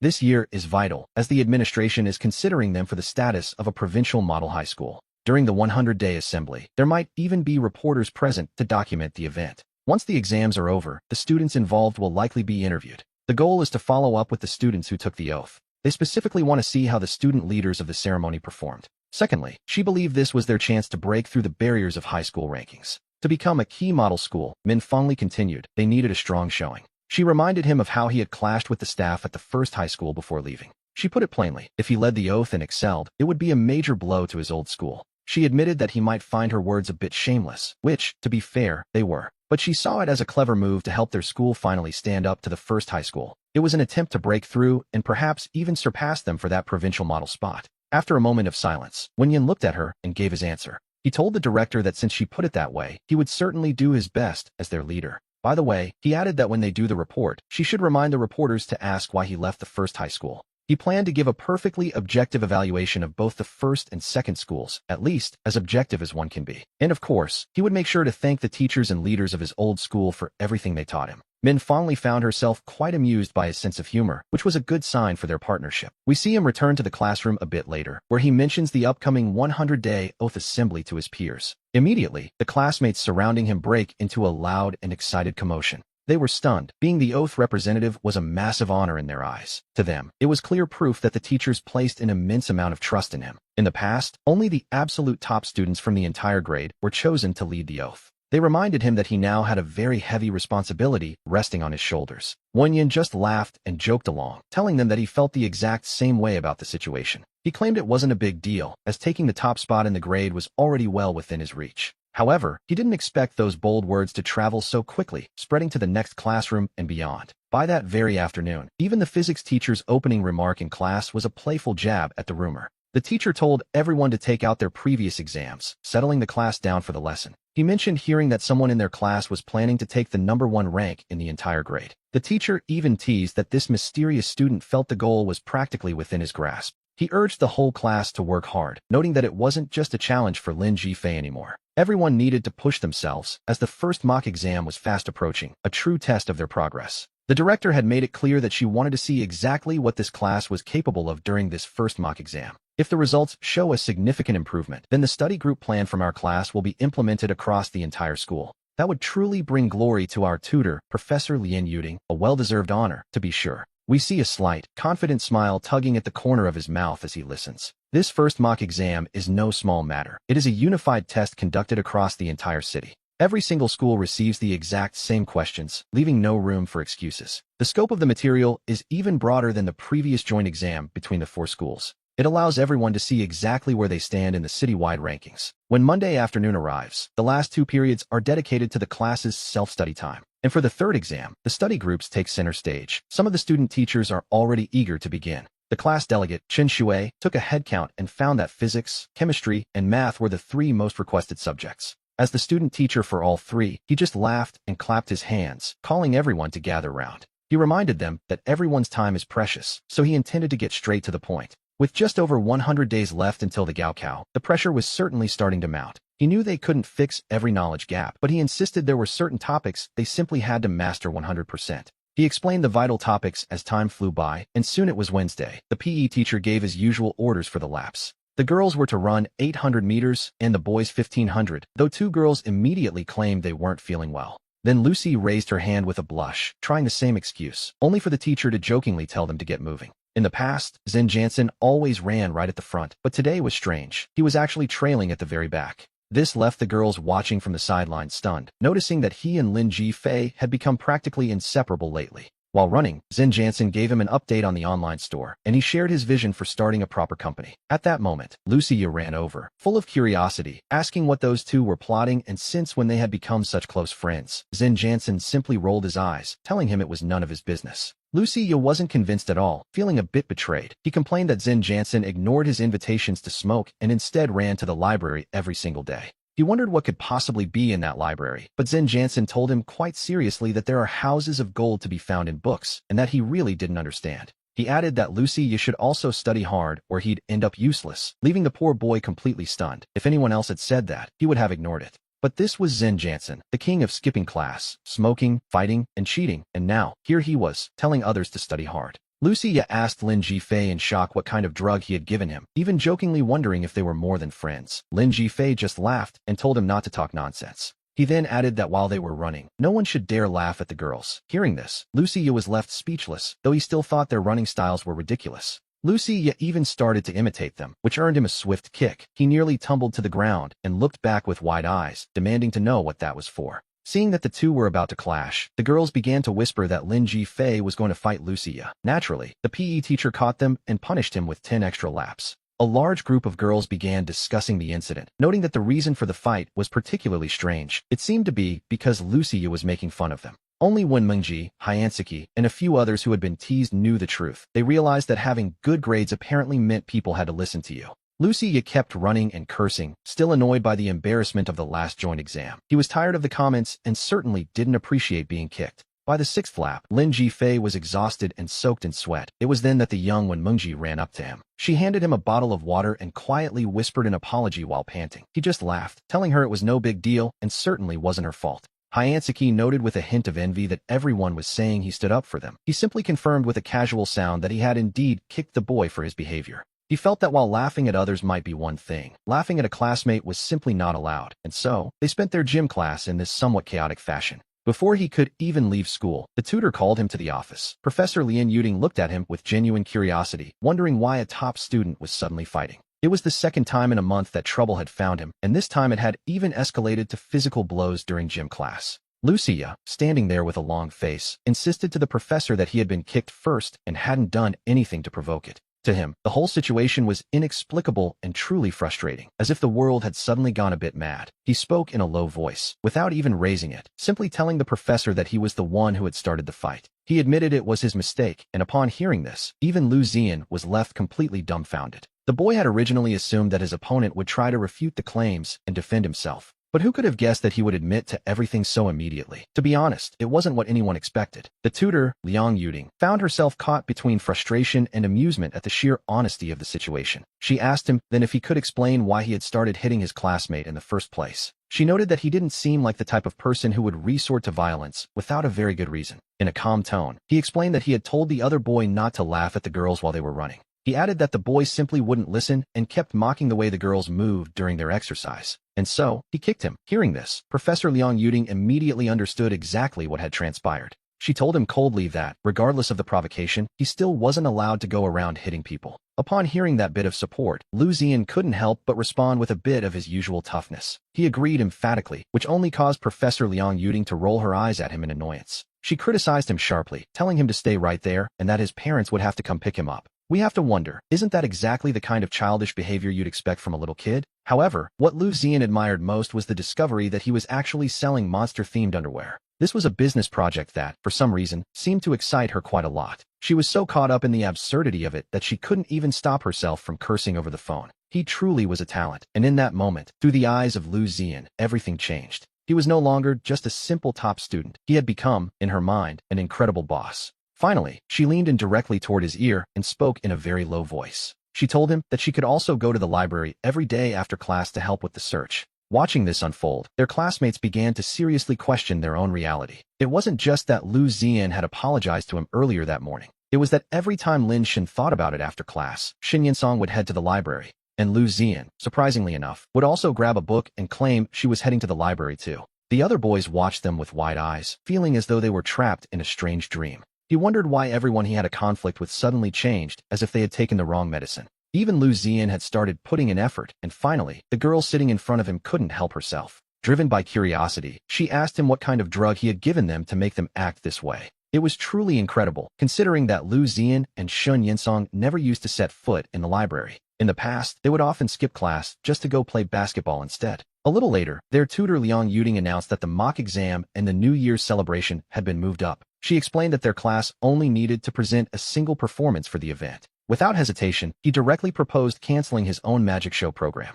When Minnie was left stunned by this, feeling a bit hurt by the sudden suggestion. It was obvious she wanted to say something, but in the end, the words simply wouldn't come out. She remained silent, but as he looked at her, he realized she didn't want to perform alone, so he quickly wrote a note. He told her they would do the program together, performing a song where they would both play and sing. The idea had just occurred to him. He would write the lyrics, and they would sing together. You only have to play the piano, he told her, leaving Minnie completely paralyzed with surprise. After all, she was a music student and understood the weight of such a promise. She knew perfectly well, of course, just how difficult it is to actually write a song. After class ended, the cultural representative, Yin Ziki, approached them with a look of concern. She explained that if Lin Yifei's program was cancelled, Minnie would have to go up alone. You need to tell me the name of the piece you'll play before the end of the week so I can register it. When Minnie, feeling the pressure, timidly replied that she didn't know yet. Then, she turned her head and looked at him, seeking some sort of guidance. He slowly turned back and told Yenziki to register the act as a joint performance and song. He announced that he and Minnie would take the stage together to sing a song called QFNGL. It was to be an original song, a revelation that left Yenziki completely stunned. An original song? She asked. Did you two write this yourselves? He confirmed that he had written it, leaving the cultural representative sitting there in total disbelief. She couldn't help but wonder if there was anything Lin Yifei didn't know how to do. As soon as the word got out, their classmates immediately crowded around to gossip about the news. Eventually, he and Minnie went to find their tutor, Liang Yuding, to ask for the piano room key. Liang Yuding hesitated, noting it might be difficult since there were no music classes for seniors. She suggested that they should go and ask Professor Chin from the art department instead. He was the one who should have the key to the piano room, she explained. And so, the two of them quickly made their way to the door of the art classroom. The art teacher, Chun Xianqian, gave them a polite smile, explaining that she had to conduct her classes right there. Because of that, she couldn't simply hand over the key to the piano room directly. She suggested that if they truly wanted to borrow it, they should get a note from the department director first. At that moment, Lin Yifei's eyes lit up as he remembered he actually had the director's phone number. Without wasting any time, he dialed the number right there in front of the surprised teacher. He explained the entire situation over the phone, leaving Chun Xianqian more than a little taken aback. She certainly hadn't expected this particular student to have a direct line to the director. A short while later, with the director's approval, he finally secured the key to the piano room. He then handed the lyrics to Minnie, who pulled out her small notebook to get to work. She drew a red line on the blank page, listening intently as he hummed the melody to determine the song's tone. In about an hour, she had successfully transcribed the entire melody onto the paper. Over the following days, we see them heading to the piano room almost every single day to rehearse. Eventually, through hard work, they achieved the exact performance quality they had been aiming for. Later, the language teacher, Luo Bengexuan, called out from the podium for Lin Yifei to come over for a moment. She told him that the essay he had submitted was actually quite impressive. She had already turned it in, warning him to be prepared if he made it to the live competition phase. Meanwhile, we find a tall physical education student standing out on the campus of high school number 1. Chen Shiro approached him timidly. Ever since seeing Lin Yifei's speech at the literary club, she had fallen for him. She had even gone so far as to read his forum novel several times over. The more she read, the more hooked she became, completely forgetting about her former suitor, Lu Tianlei. Lu Tianlei said in a low voice that he wanted to sing a song for her at the cultural performance, knowing how much she loved it. When she asked which song, he kept it a secret, telling her she would find out when the moment finally arrived. After chatting for a while, Chinshiro returned to the classroom, likely with quite a bit on her mind. Naturally, her seatmate couldn't help but indulge in a little gossip the moment she sat down. She explained that he wanted to prepare a song for her specifically for the upcoming cultural performance. As soon as those words were spoken, the entire class erupted into a flurry of excitement and whispers. Even Sanfei couldn't resist the urge to send a quick message to Lin Fei about the news. He warned him that the son of the department director, the one who had hit him, was looking for Chinshiro. Apparently, he had also prepared a song to perform for her during the New Year's gala. But Lin Fei simply wondered what that had to do with him. In his past life, he certainly would have complained. After all, he had already received a formal sanction once before because of Lu Tianlei's actions. They were essentially mortal enemies, and to make matters worse, Chinshiro had even defended the other boy back then. At that moment, he remembered that Lu Tianlei did, in fact, sing a song during the cultural performance. However, at the time, he had no idea that the song was intended specifically for Chinshiro. It seems the two of them already had a rather complicated relationship long before graduation. It wasn't surprising, then, that they ended up at different schools after university. Despite that, the rumors always insisted that the two of them were actually dating. The most interesting part is that Chinshiro always told him she felt absolutely nothing for Lu Tianlei. She claimed she was only afraid of being punished, and that's why she hadn't told the truth, or so she said. Looking back, he really hadn't expected himself to be quite so gullible in those days. It's no wonder that during several alumni reunions after graduation, he became the primary target of his former classmates' mockery and gossip. He still remembers quite clearly how they used to ridicule him back then. It wasn't a particularly pleasant experience. At one of those reunions, he happened to overhear a conversation between some old classmates that changed everything. They were whispering about how Chinshiro and Lu Tianlei were together, having seen them on a trip to Sanya. One of them recalled that Chinshiro seemed to be with Lin Fei back in the day, didn't she? They looked at how poorly his life was going now and couldn't help but sigh at the contrast. They called Lin Fei a total pushover back then, and hearing that conversation caused him to completely break down in an instant. Now, the more he thinks about it, the more pathetic and foolish he feels for how he acted in the past. But right now, in the present, a brand new idea suddenly begins to take shape in his mind. The thoughts he had while riding the bus earlier come rushing back to him with newfound clarity. Since Chinshiro had apologized to him and even invited him out to eat, he started to wonder, does this mean he might actually have an opportunity to get revenge for the joke that ruined his life? A rather wild idea emerged. He would make Chinshiro fall deeply in love with him. He wanted her to become his devoted follower, and then let Lu Tianlei feel exactly what it's like to be rejected by a woman. The following day, as we arrive at the school gates, the atmosphere has shifted entirely. We see that a large stage has already been set up in the middle of the playground for the event. After returning to class, he moved his desk and Wenmeng's desk down to the ground floor together. After waiting for about 10 minutes, he spotted Wenmeng walking toward the playground with a group of girls. He stood up and waved her over, making sure Wenmeng took the seat right next to him. At that moment, the English teacher approached them and remarked that the two of them were the stars of the class today. "How are things? Are you two well prepared?" the teacher asked, while Wenmeng replied in a low voice, her face turning bright red. "Professor, I'm still very nervous," she admitted, though the teacher quickly told her not to let it get to her head. "You're nervous? But you did so well last year," he reminded her with a smile. We learned that, at that time, several of the teachers were actually quite astonished by her performance. "I'm sure you won't have any problems. I even heard that Lin Fei was promoting himself on the Tieba forums last night, wasn't he? So you really have to give it your all. Your fans among the senior students are all watching you." At the same time, we see that the atmosphere over at the first high school is also becoming rather lively. As it turns out, both schools chose the exact same day to celebrate their respective art festivals. In this moment, the Dean of Studies, Lu Qian, and Song Wenba began whispering to one another off to the side. They discussed how the person responsible for the composition questions on the upcoming mock exam is a certain veteran professor.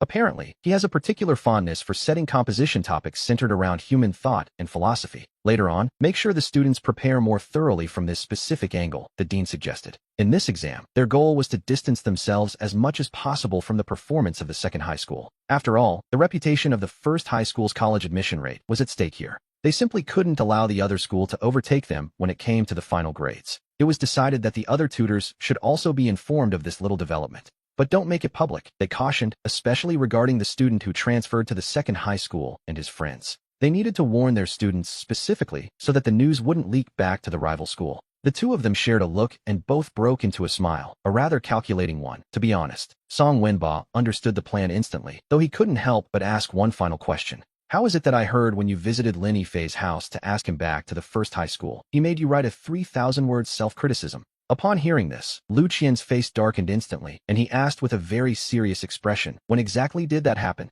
He dismissed it as complete nonsense, and shortly after, the New Year's performance finally began.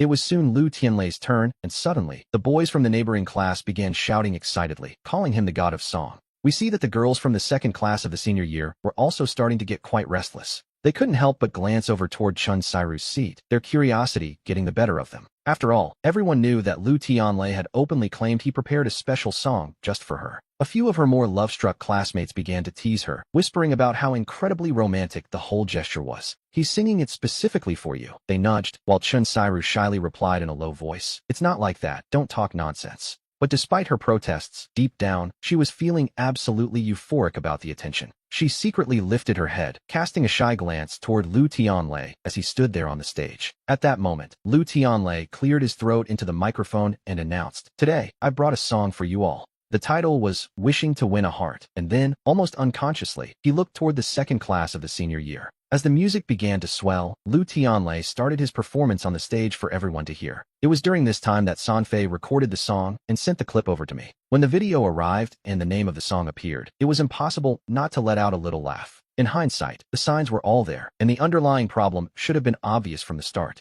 But unexpectedly, things proceeded as if everyone involved was playing the part of a fool. And if memory serves, Lu Tianlei actually managed to walk away with a second-place prize for his efforts. Once the song concluded, Lu Tianlei made sure to give Chun Sairu a very intentional look from the stage. At that very same time, the arts festival at the second high school was also well underway. Unlike at the first high school, when the host on stage announced Lin Jifei's name, the entire school erupted in excitement. After all, he had already made his identity public during his time with the literature club. He was the author of that famous novel on TIVA, and the video of his open class had been highly praised online. Consequently, his popularity was already quite impressive, to say the least. Seeing the thunderous applause from the entire hall, even the tutor of the senior year's fourth class was taken aback. Meanwhile, the principal and the school director were seen discussing the situation in hushed tones. A moment later, the staff carefully pushed the piano onto the center of the stage. At this point, when Minji was feeling incredibly nervous, she certainly hadn't expected the cheers from the crowd below to be quite so deafening. We see that Lin Jifei noticed his young partner's anxiety immediately, so he took the initiative to take Wen Minji by the hand as they walked up onto the stage together. As they walked, he whispered softly in her ear, telling her that everything was fine and that she could do this. He told her to close her eyes if she felt afraid and to simply remember how it felt when they practiced in the piano room. He even reminded her that the cheers were for him, so there was no reason for her to be nervous. After stepping onto the stage, he gave a respectful bow to the leaders and teachers sitting in the front rows. Then, he smoothly took the microphone from the host's hands. He nodded with a smile and introduced himself as Lin Jifei from the fourth class of the senior year. He admitted to feeling a bit flattered, as he hadn't expected so many classmates to support and cheer for him. And then, he announced his song for the evening, The Only One for Me. He expressed his gratitude to the crowd, then turned his head to look at Wen Minji, who was already seated at the piano, and gave her a reassuring nod. Wen Minji took a deep breath, trying to steady her nerves, and finally, she began to play. As the music filled the air, Lin Jifei instantly felt himself drifting into the emotional heart of the song. He slowly closed his eyes, and in his mind, he recalled the painful scenes from his previous life when he had been sanctioned at school. He remembered the moments when his classmates would point at him and whisper behind his back in the hallways. He saw the scene of his public self-criticism in front of the entire school once again. He pictured himself hiding in his room, weeping after failing the university entrance exam. He recalled the stunned silence in his university dorm after graduating with such poor grades. And finally, he remembered how everyone had joked and mocked him during that fateful class reunion. Then, with all that emotion welling up inside, he began to sing with profound tenderness. He sang of those years that were not lonely, and of the scene where lovers feel as they did the very first time they met. He sang for them not to let obsession ruin the memories of yesterday. He sang that he had loved her, and then, everything fell into a deep silence. After the final note of the song faded away, he gave a respectful bow to the audience. The entire school rose to their feet, erupting into thunderous, heartfelt applause. Even the school principal and the vice principal were moved enough to stand and join in the cheering. A moment later, he took Wen Minji by the hand and led her down from the stage. The applause didn't stop for a single second until the two of them had returned to their seats. However, at that moment, no one could have expected what this song of his would achieve. As it turned out, he actually won first place in the entire school's New Year's Arts Festival. Afterward, 2 music teachers and an art teacher couldn't stop praising him, especially the art teacher, Chen Xianxian. She found it incredible that a student capable of writing his own songs had emerged from their very own school. Beyond that, both the lyrics and the performance itself were deeply moving to everyone present. She believed that no one would dream of questioning them taking home the top prize. And so, the congratulations poured in for our duo, Lin Jifei and Wen Minji. Once the host announced the successful conclusion of the New Year's performance, all of Class 4 erupted in cheers. One classmate even cried out that she couldn't take it anymore and was on the verge of falling in love with him. Embarrassed by her own outburst, the girl quickly tried to explain herself to the group. She stammered that she meant it in the way a fan admires their favorite idol, of course. The people around them burst into laughter, including Shun Xingyue, who had always harbored feelings for him. Even she couldn't help but let a look of pure admiration slip across her face. To her, he seemed simply perfect, a true talent who could sing, write songs, and even write novels. On top of all that, his grades were consistently among the top 10 in the entire year. In that moment, she even began to feel a pang of envy toward Wenminji, who was standing right beside him. Before this, Shun Xingyue had always felt a bit of resentment about the situation. She had convinced herself that Wenminji simply wasn't good enough for someone like him. But now, that resentment had transformed into complete and utter jealousy. Nearby, their English teacher and tutor, Liang Yuding, was watching the scene with a wide smile. She told them it was fantastic, noting that the whole performance had been wonderfully unexpected. When asked if they wrote it together, Wenminji shook her head and pointed to him, whispering that he wrote it alone. Then, he responded in a low voice, admitting that if he had been alone, he never could have sung this song. He insisted that Wen was truly outstanding and remarkably talented. He claimed he had only hummed the lyrics to her, and she was able to capture the melody and complete the lines. She could even play the tune, so he felt the song was truly a joint effort between the two of them. Hearing this, Wenminji looked at him in a daze, knowing full well she hadn't actually done anything at all. He had directed the entire process, step by step, entirely on his own. With a smile, he gently pinched Wenminji's nose before leaning in to whisper something in her ear. He told her that the song was born from their joint performance, and wasn't that the truth? If he had sung it by himself, it simply wouldn't have had the same emotional impact. Wenminji lowered her head, wanting to argue the point, but she found herself at a loss for words. Watching this tender scene unfold, many of the surrounding students began to cheer and clap. It seemed everyone suddenly realized they had been unfairly underestimating Wenminji all along. They saw that this quiet girl, who usually had so little presence, was actually quite gifted in her own right. Later that night, the students began posting videos of the performances all over the internet. For the students of Izong, the biggest and most scandalous gossip was the song, Longing for a Heart, performed by the athlete Liu Tianlei. After all, Liu Tianlei had gone out of his way to announce that he was dedicating the song to Chen Sairu. At that moment, the Class 2 group chat for the third-year students was buzzing with excitement. Everyone was talking about Chen Sairu and Liu Tianlei, showering them with praise and envy. It was exactly the kind of attention that fueled Chen Sairu's vanity to the fullest. But just then, someone cried out in surprise, telling everyone they needed to go check the Erzong forum immediately. It seemed that Lin Yifei was also singing, which was certainly a development no one had expected.